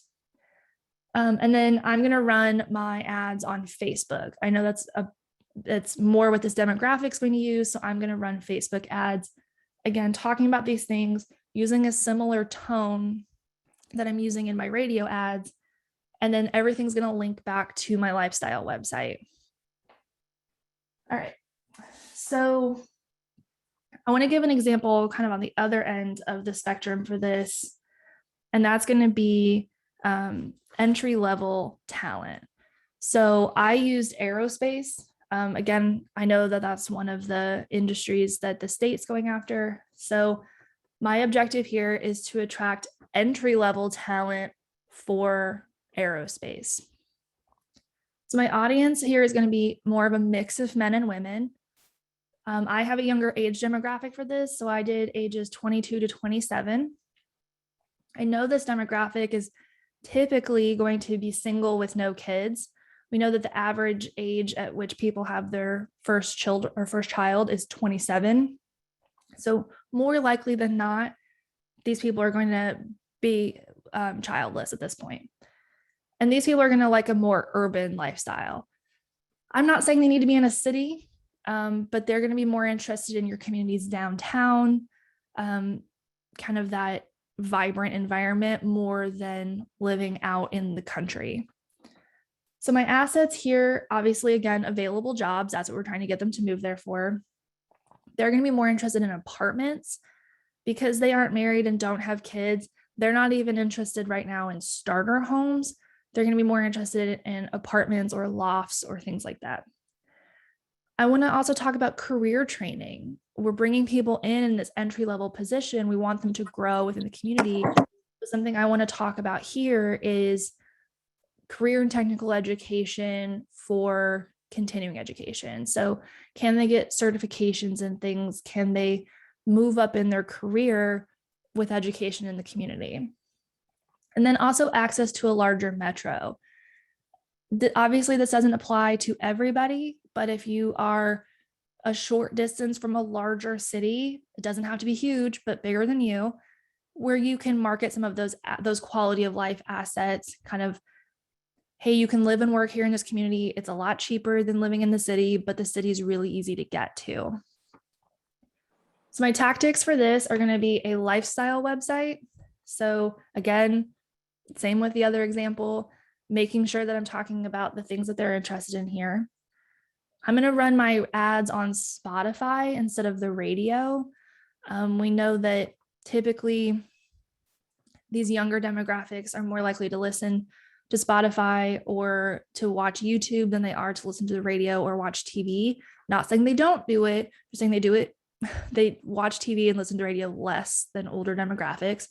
So I'm going to run my ads on Spotify, making sure that I have a more youthful tone, a more vibrant tone than I do with my manufacturing ads.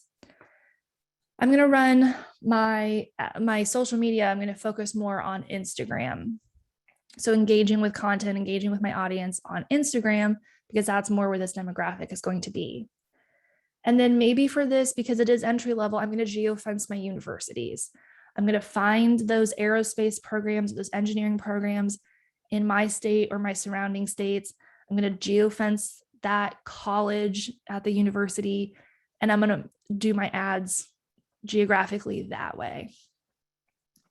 So I do want to open it up to questions. I know I kind of went through this quickly, but I want to make sure that there's some time if anybody had questions that I can address. If not, I do have another example that I can go through. I'm trying to get back over to Zoom. Gary, do you think you could hold those up to the screen so we can maybe get a screenshot of those examples? Yep. It's always a challenge to see it. Okay. So it works really good the first time. There we go. So we can take a screenshot. I'll hold this up for a second. And these are in the slides that I'm going to give out. I do have these actual physical examples in there, so you can get them from there as well. I painted my nails just yesterday just because I knew I was going to show you my hands. There is a question in the chat regarding geofencing. Could you talk a little bit about kind of budgets and things like that? Yeah. I wish I had an answer for how expensive geofencing is. We haven't done a ton of it. It is going to be a little bit more expensive. It's not an inexpensive undertaking. I think a lot of it depends on how large of an area you want to geofence, how long you want to geofence. So I think for cost savings, what would make more sense for you for a lot of these communities is picking just a specific time of the year. If we're going after universities, maybe we don't do it for 6 months. Maybe we kind of figure out from going to our employers, what time of the school year do you typically start getting applications for post-graduation work? And if they say, I get most of my applications in March, so maybe late February, we run a geofencing campaign for 4 weeks.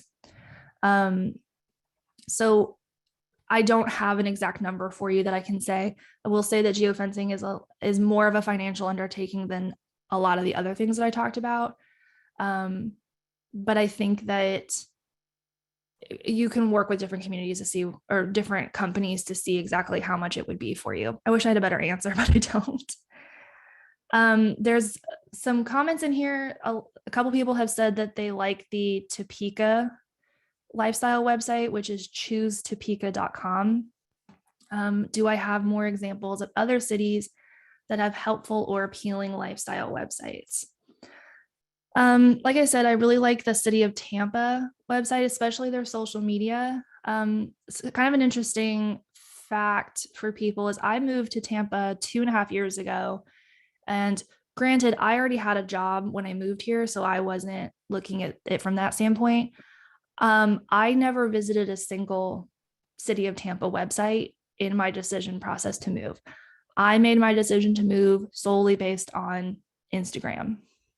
So going on and seeing, what dining there was, what coffee shops and bars and museums and all the things I wanted to do, I got all of that information from Instagram. One website that has kind of robustly everything that I've talked about.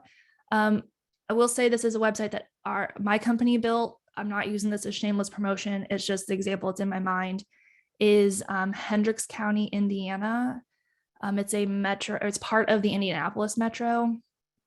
And the URL, I believe, is hendricksjobs.com. They do a good job of not only having the quality of life marketing, but also the job board. And they have, what's really great there is they have a transportation system to get people to and from work, which they market on their website. Another social media that I think is really great for promoting some of their lifestyle and small business is the Instagram account for Wichita Falls, Texas. I will say the one thing I get frustrated with their marketing is that they don't have the word Texas on many things. So I always think it's Kansas. So I like Wichita Falls as well. Let's see. So we have a comment here. I know a lot of chambers and visitors bureaus are using geofencing. The travel division uses C-Source. Sharing that data cost with your local tourism group might make sense. Our local newspaper arm local newspaper also has a digital arm that we have used. Yeah, and that's the great thing with a lot of this marketing is a lot of those inroads already exist. So you aren't starting from scratch. So like I said, when we're talking about social media, you don't have to create new social media accounts for lifestyle. If your community already has social media, you can use that. If your local newspaper, local radio stations are already doing some of this marketing or have this data, you can utilize what's already existing from them. We also had a community who they had a shared billboard. It was like the Economic Development Office, the Chamber, and like 2 other organizations. They owned a billboard together, and every quarter a different organization got to market on it. So sharing that cost with something that already exists or sharing with other businesses that can utilize it can save you a lot of money. You're not trying to start from scratch and do this all yourself. Okay. So it looks like those are the questions that we have. Like I said, these examples, I do have an additional example that's in the slides for attracting talent for office.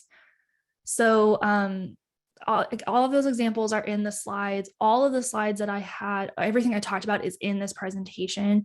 So you all will be able to actually click through and see everything I talked about.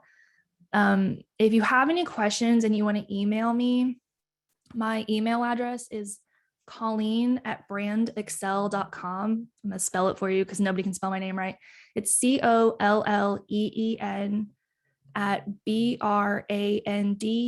@BRANDACCEL.com.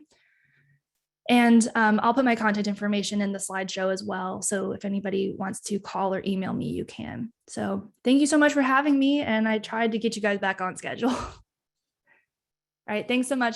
Have a good day, guys.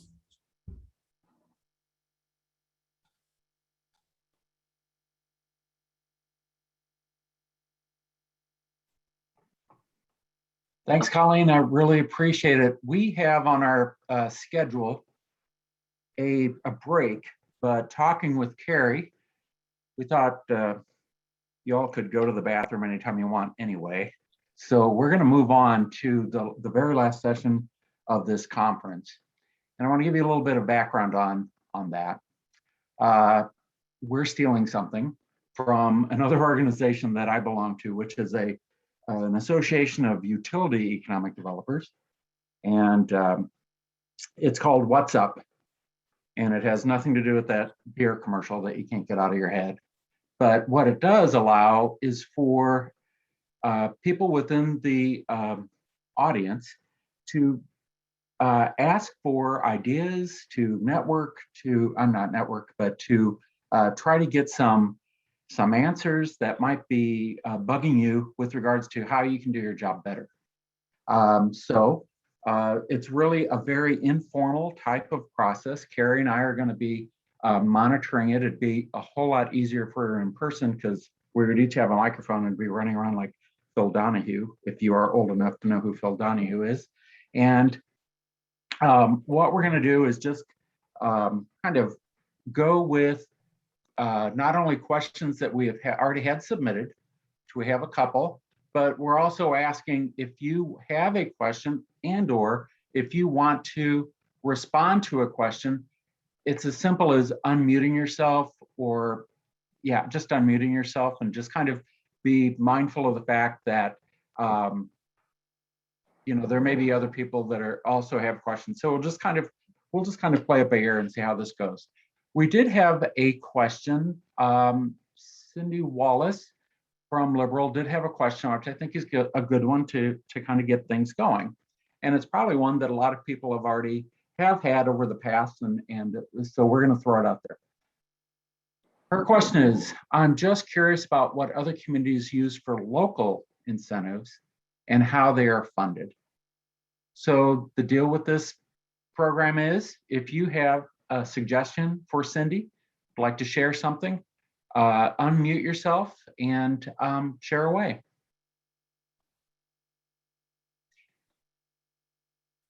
Also, if you're shy, which I can't imagine you are, you can put something in the chat. Mitch Robinson. I've got a local economic development fund that the city put in place several years ago before I got here. They take a certain percentage of sales tax revenue that was approved by a vote of the people, and it generates about $330,000 a year, depending on the year. And that goes into a fund that's targeted to pay our organization, their commitment to our funding, as well as incentives for projects. Over the years, that's ranged, this fund has been around a long time, has ranged from $25,000 for a project up to multiple $100,000 worth of projects. That helps when you don't have projects that the fund builds pretty good. We've used a lot of that money over the last couple of years, so we're now in a rebuilding stage. But that was something the city voted on, felt like it was important. So you have to get your city commission involved and get their support for what that would require. Mitch, is that something? Does it have a sunset? Yes, there is a sunset. But John, I can't tell you what it is. It's set out pretty far. So I'm not having to worry about it right now. But I know in some of the other communities I've worked at, we've had a similar type fund, and it was a three-year rolling cycle that you had to get approvals for. Very good. Hey, Kent is raising his hand. You're so polite, Kent. Go ahead. Yeah, so let me turn my video on here.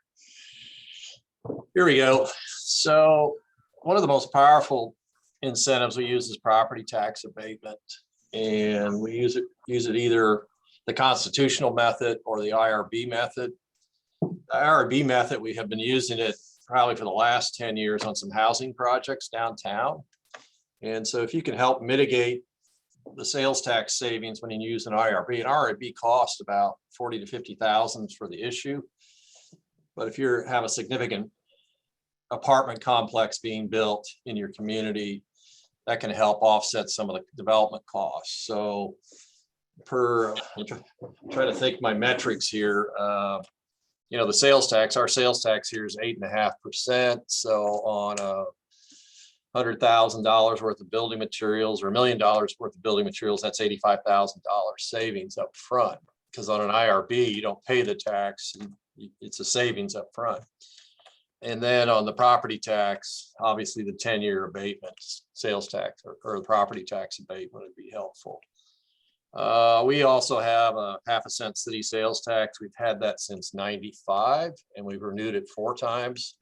it says a 10-year sunset. I think it sunsets in December 31st, 2032.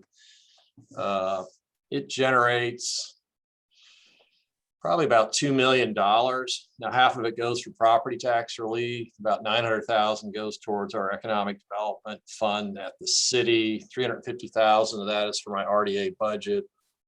We have a 350,000 right now that we're paying off some water bonds and a water tower we put in Industrial Park 3. And then we have other money for our land development company, about 25,000 a year, and probably another 200,000 or so to work with in terms of roads, infrastructure, real estate, things such as that. So those are some of the incentives we use, and they've worked out pretty well. I don't know the exact dollar amount we spent, but I know in the last 27 years here, we have over $1 billion in new capital investment and 2,500 jobs we've created. And so in the last 2 or 3 years, Simmons Pet Food's really grown by 700 people. So it's creating some severe HR or human resource problems in the area.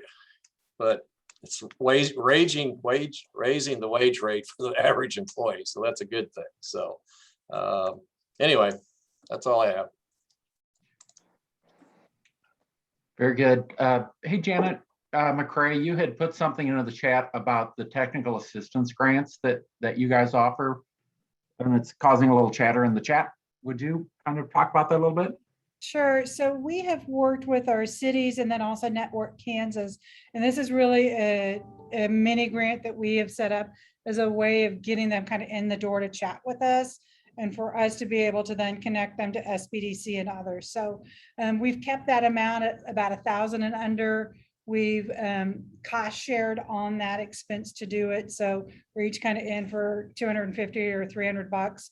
But we've used it a lot for setting up incorporations. We've used it a lot for getting them to work with an accountant to get their books and their taxes set up correctly to start with. But then an example of what I've had is somebody that was an electrical guy who wanted to start selling backup generators, but his person needed to get trained to be able to install those backup generators. We've paid for that training so that they could add a new line of service. So we don't pay if you're like a real estate agent and you need to renew your license. But if you're a new insurance agency and you need to get some of that license or some of that, then we do it. But it really is a way to get them in to meet with us so that we can also get them connected with the SBDC and others.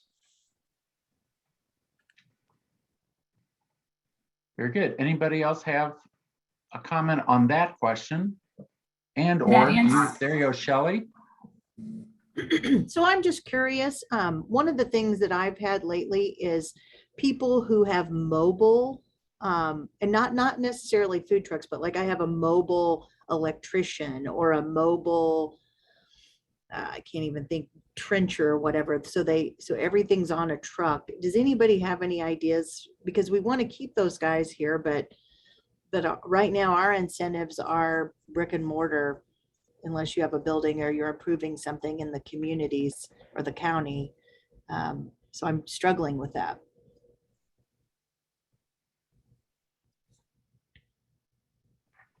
All right, thanks. Super. I would just say they qualify for my technical incentive. We've used it for things like that. I will say that something that's been new that you may want to look at, our community college, we're so close to Johnson County. Johnson County right now is offering an awful lot of free training. So that training component of our little mini grant program, we're not doing as much of because we're really putting people into that community college system, and hopefully we're not paying for it. It's going through the CARES money. Yeah. And that's why I wrote down your technical assistance loan, because I think that's great because it doesn't have any brick or mortar or any kind of building requirement or anything.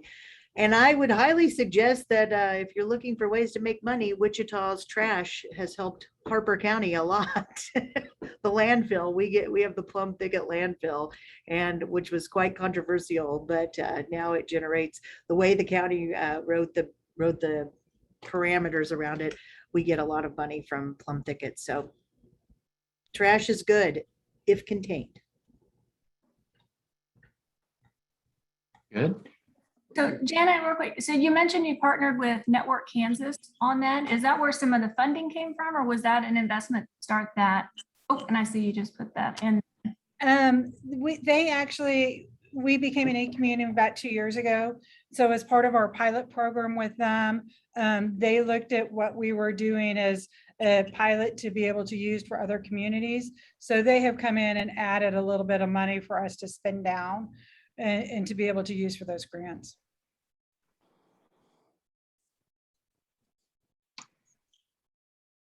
Thank you. Do we have any other questions from the participants? We have some. Janet McCrae is our ringer, so she gave us a bunch of questions that we can fall back on. Now's your chance. And once Okay, go ahead. Oh, just for that, when you raise your hand, you have to go back and click the button to lower your hand. So unless you still have something else, Shelley and Kent, you have to lower your hand. Yep. Hey, there you go. But feel free to raise your hand again when you have another comment or question. All right. So let's go with one of Janet's. Let's see. How about who's read a great book or attended a great seminar recently that they would recommend to others?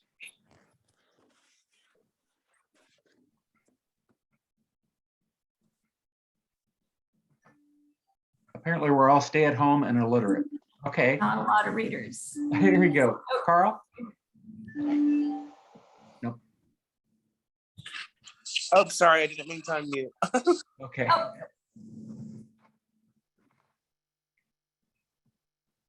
Besides this conference, of course.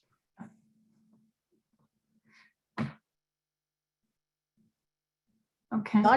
Dodge City hosted a tremendous workshop about a month or two ago with Zach Mannheimer. If you all have not heard of him, and he also is pretty innovative in the 3D home market, which I am super intrigued because it is it's something that you don't have to have as many workers, so it cuts down on the manpower, and it's more affordable than regular construction. So it looks like in the chat, Karen put a link to the Merriam Office of Downtown Exterior Improvement Grant Program. That sounds, is that through, Karen, is that through like a Main Street program, or is that something you guys started just to grassroots? Hi, everybody. I believe that it was started from a sales tax initiative in our downtown program. And I pulled up the link for you guys, or I provided the link for you guys so you can see that there. And our contact, David Easley of our Community Development Department, he'd be able to answer that better than I. But it's been a really popular program here in Merriam and our downtown. Yes, definitely. Downtowns are needing ideas for programs to help.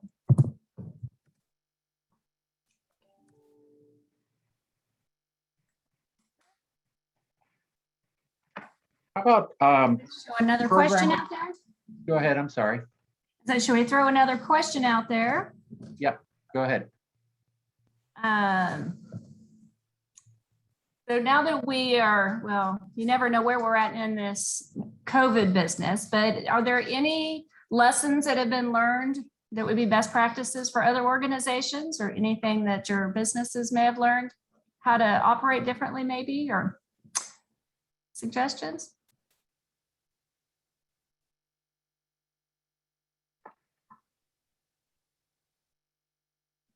I know we've all definitely learned how to use Zoom.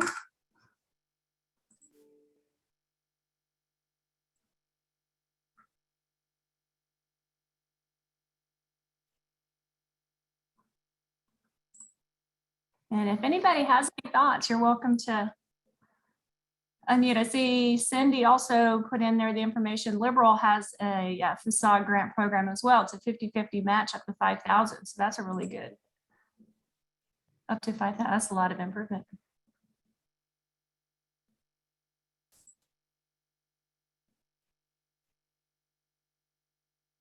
Rachel.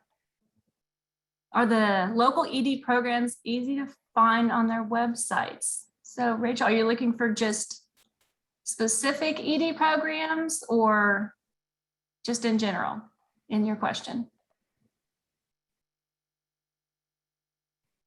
Hey, so in general, like I run the ROS program. So when we're looking at other things that might entice somebody to look at those communities, we have updated like the ROS map and we're able to put more information on it. And some of the things that I'm finding that I'd like to be able to put on it, I'm digging through websites to find other ED programs that could be helpful for somebody who's moving in to start a business or you're growing your community development part of it.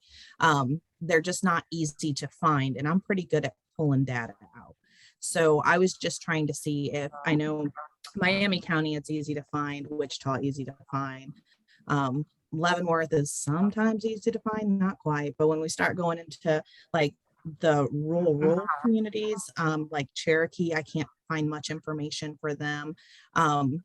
So I'm just wondering if there is a place where if someone is looking that they can just go to on the community's website and find it, so that I could potentially put like maybe links to that on, say, the ROS when they hover over your county's map portion, where I could just put it in there and they could just get right to it.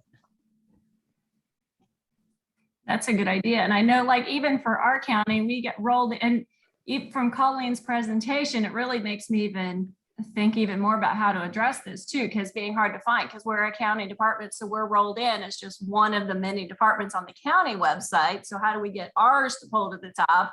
And now that we're ROS, I've got my ROS page added to that, but we have 71 pages on our economic development department. So even for that quality of life, because that for the ROS, that'd be a great place to have your link to. So that would be a good program or a good opportunity to link with you as well. So I wonder how we can get that information to you so you have that, because I'm not sure if I'm kind of similar to where some other rural communities are. Yeah, I just wasn't sure. I just know that I was looking for things and I was finding some stuff, and then I was going to send emails out to everybody and be like, hey, do you mind if I do this for each community? But if there is a way that I can get them emailed to me, kind of like when the communities send in their resolutions, if they were like, hey, this is the link to our new page, or this is the information that I'd like you to share with people who are interested, or you know, I also do angels and I do individual development account programs. So I mean, if I can get that information quickly to somebody who's calling me and asking about it, it makes your guys' job easier and they're getting to you quickly also. So I'm just trying to be as helpful as possible with getting that information for whatever community somebody's looking at. Right. It sounds like everybody needs to contact you if they're a ROS community, right? And this also may bring up, I mean, Carrie, you're the queen of these conferences, but we might put on the schedule at some point, somebody to come in again and talk about, I mean, we all have websites and we've had them since some of these people have been born, but just to kind of go through what makes a good economic development website, because there's nothing worse than having, well, people will lose you after a couple of clicks, right? So we had to actually ask to have our own separate economic development website outside of the utility, because I mean, Gary, you're lost in a county. You can imagine what it's like being in the utility. So very true. Yeah, that's a great idea to add to a webinar. Cindy, programs on our website. Yeah. Any other questions from the floor? Yeah, see, we have Cindy here. She's thinking, yep, getting her information on her website too for ROS. As Janet says, we ought to, when we send some of this information out, we can includes Rachel's information, so to reach out. Okay.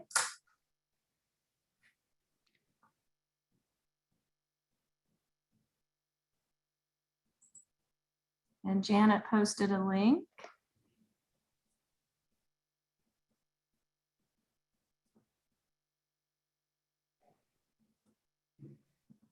I guess I just wanted to share kind of to avoid getting lost in that morass, Carrie. What we've done is we've got a couple of different URLs that redirect to our Long County URL. So I have one that's specific that I use for marketing, for economic development, and then another one for tourism. And it all ends up pointing people back to that same county website. It's just a cleaner, easier thing to market then.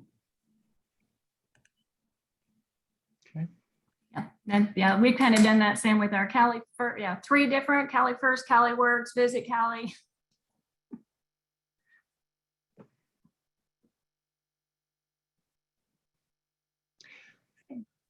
So let's go back to some of the questions. Janet had a question with regards to talking about any programs that you might have at your local level that engage K through 12 students, introducing them to career opportunities. We'd love to hear about those.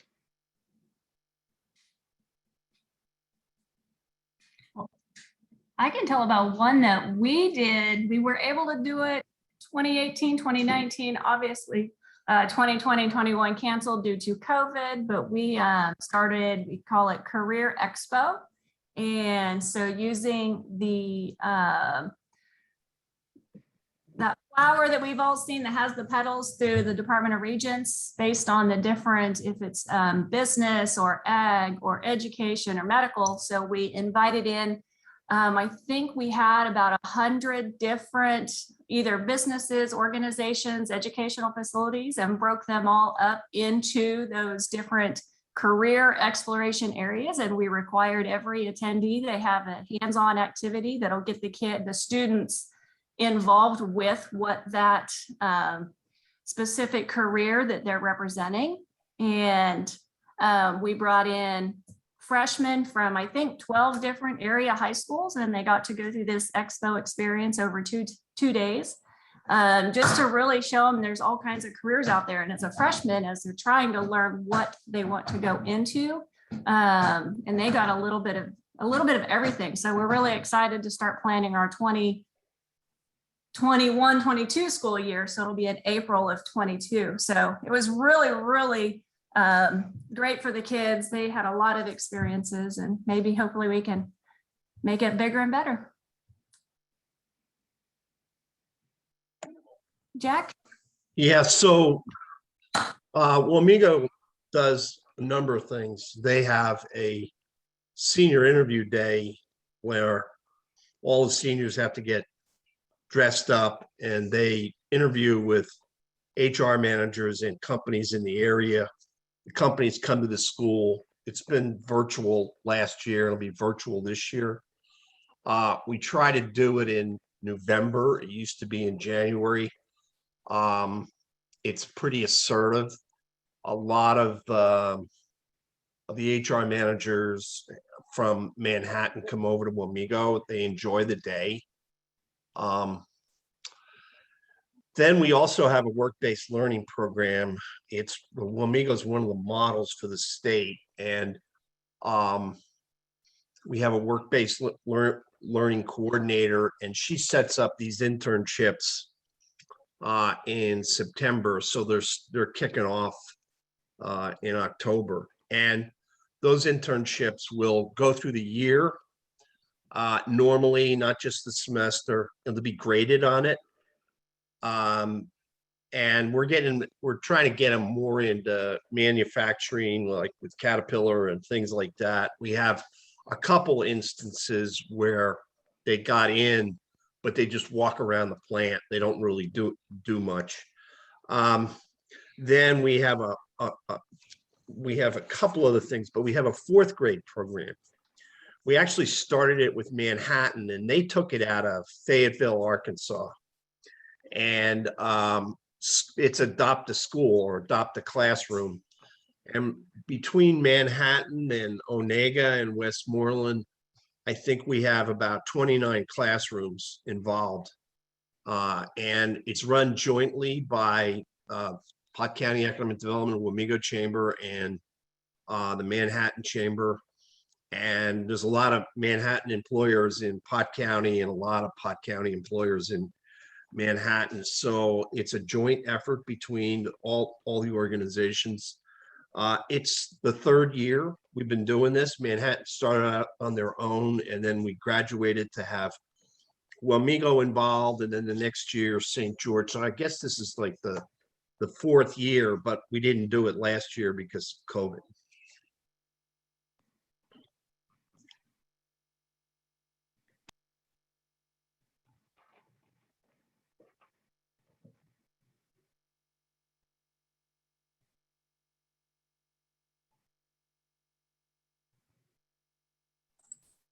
I see Jeff put a link in the chat.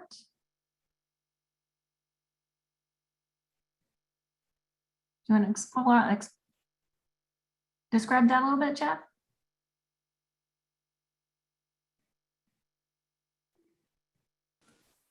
There we go. I unmuted finally. Thank you.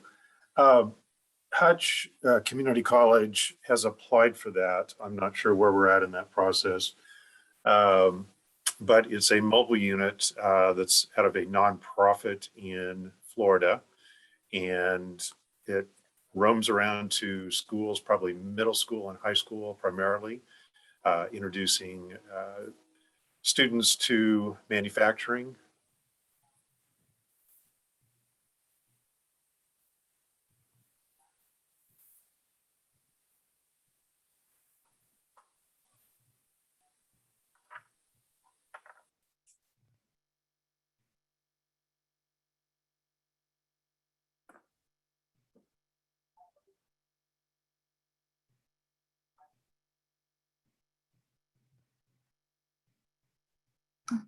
Anyone else have any other examples? One of the reasons I bring it up is it's somewhat congruent to our recent Making Kansas bus tour of manufacturers. And the other is the Kansas Works bus RV that has computers on it for people to fill out applications on the road. So it kind of complements that set of vehicles.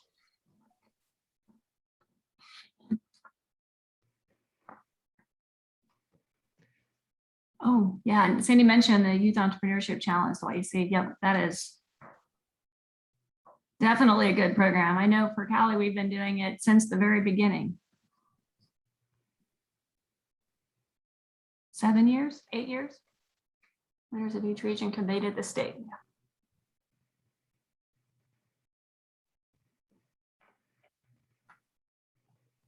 As economic developers, I know we all have stories. In fact, I'm planning on writing a book. I'm not really going to write a book, but there are certain projects where I refer to it as that's going to be a chapter because that was that crazy. So I guess my question to throw out there is, what is the strangest bit of data that somebody, one of your prospects, has asked you for? And mine had to do with when I was at the KCADC, they asked me how many, it's not Ethiopian, but it was a very small country in the continent of Africa, how many folks lived in the greater Kansas City area because they really thought that they were great workers. And it was like, oh my gosh, that is the craziest, one of the crazier things I've been asked. So certainly there's some crazy things out there.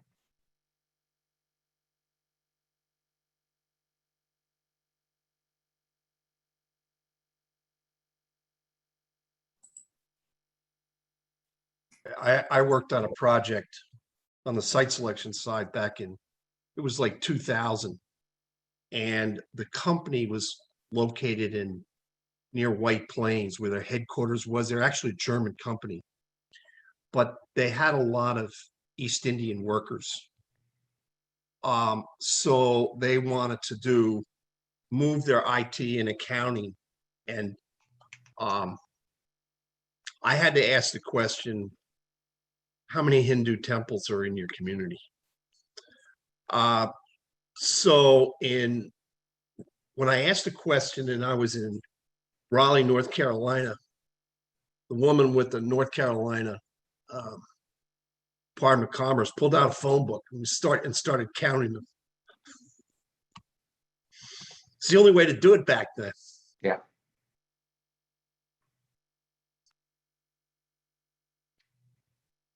Mitch, do you have an example? You popped up.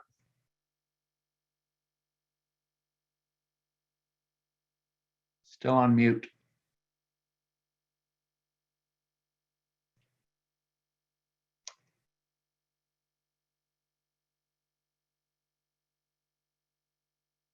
Hey, Mitch, I bet what you're saying is hilarious, but you're on mute. It was just a comment about Jack. So yes, it was hilarious. But no, I just stepped back in, so I missed the question about Hindu temples. So Oh, no help from here. no. Tricia, you have a strange request from your prospect? I did. I had one that asked what the flight pattern of migrating birds would be and how close it passed to our region. So we had to go and track down the migrating paths of different types of birds and submit a spreadsheet of which ones passed over our region during migration season. There you go. You'll never forget.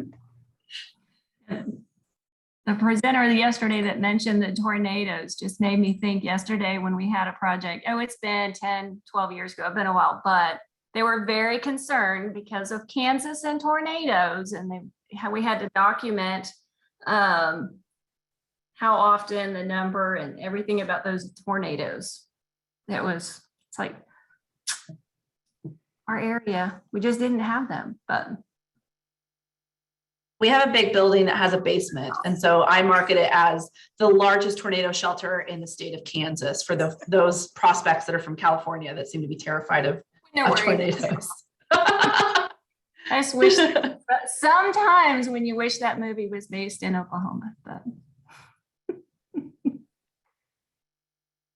A relatively new resident of the state, I think it's definitely way overblown if you look at what's going on in, even the Northeast now getting tornadoes. So it's spread out quite a bit.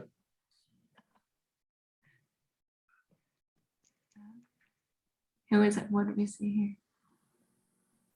From Cindy. Is the site on an Indian burial ground? Yeah, that would be. A strange question.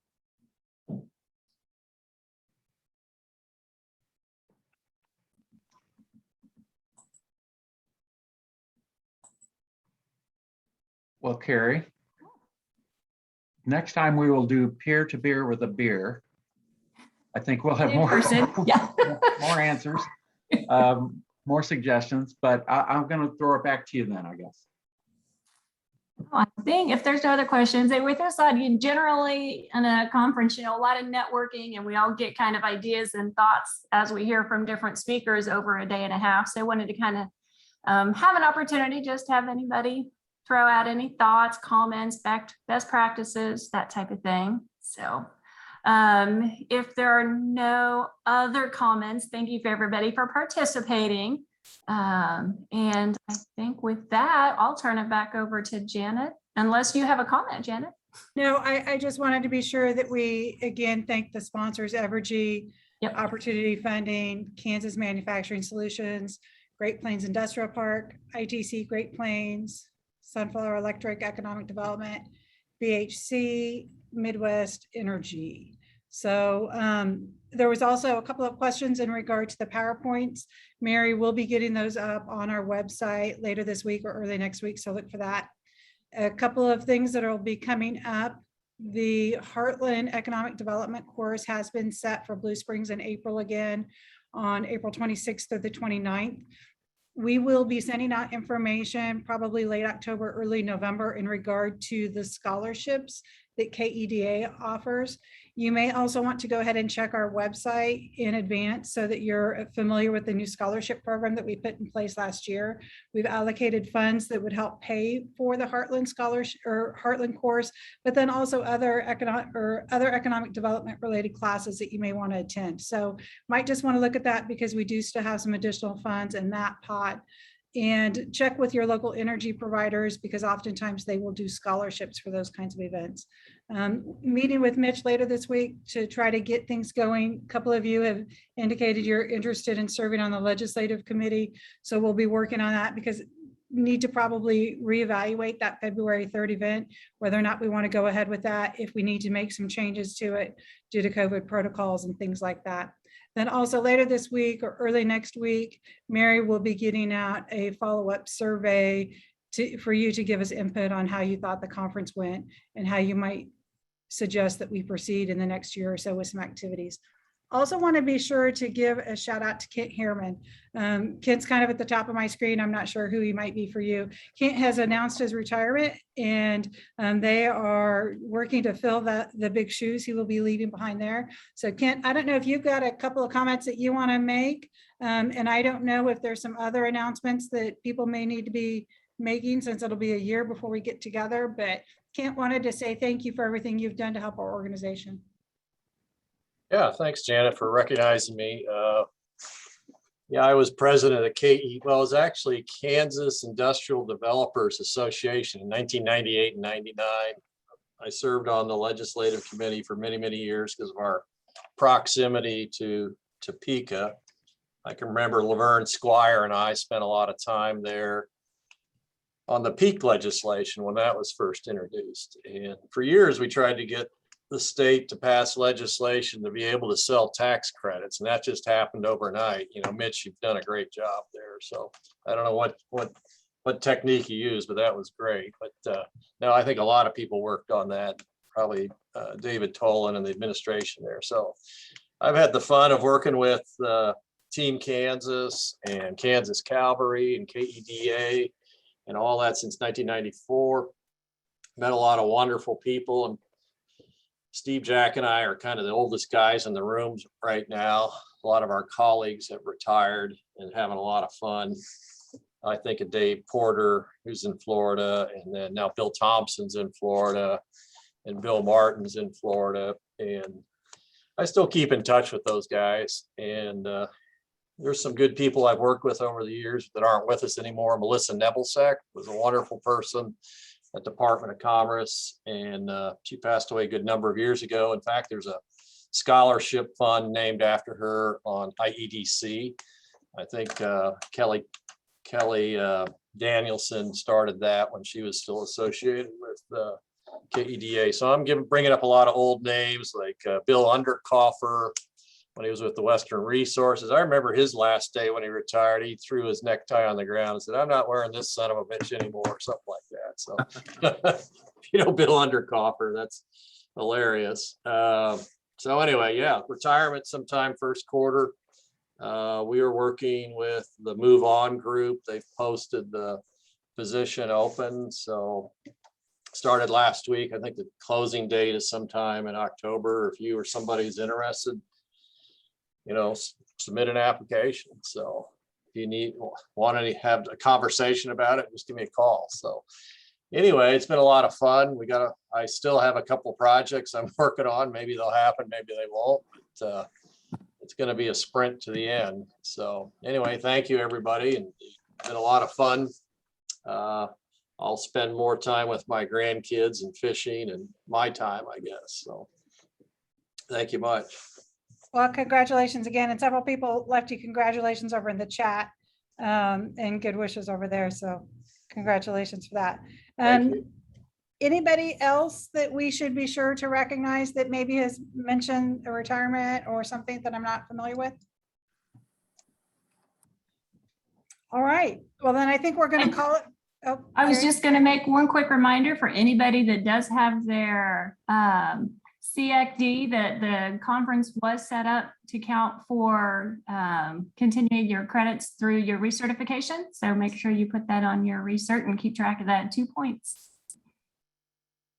Great. Thanks, Carrie. Thank you for all the work that you did organizing it and the committee that helped you. And we'll call it good for the day and get together again in the future. Thanks, everybody.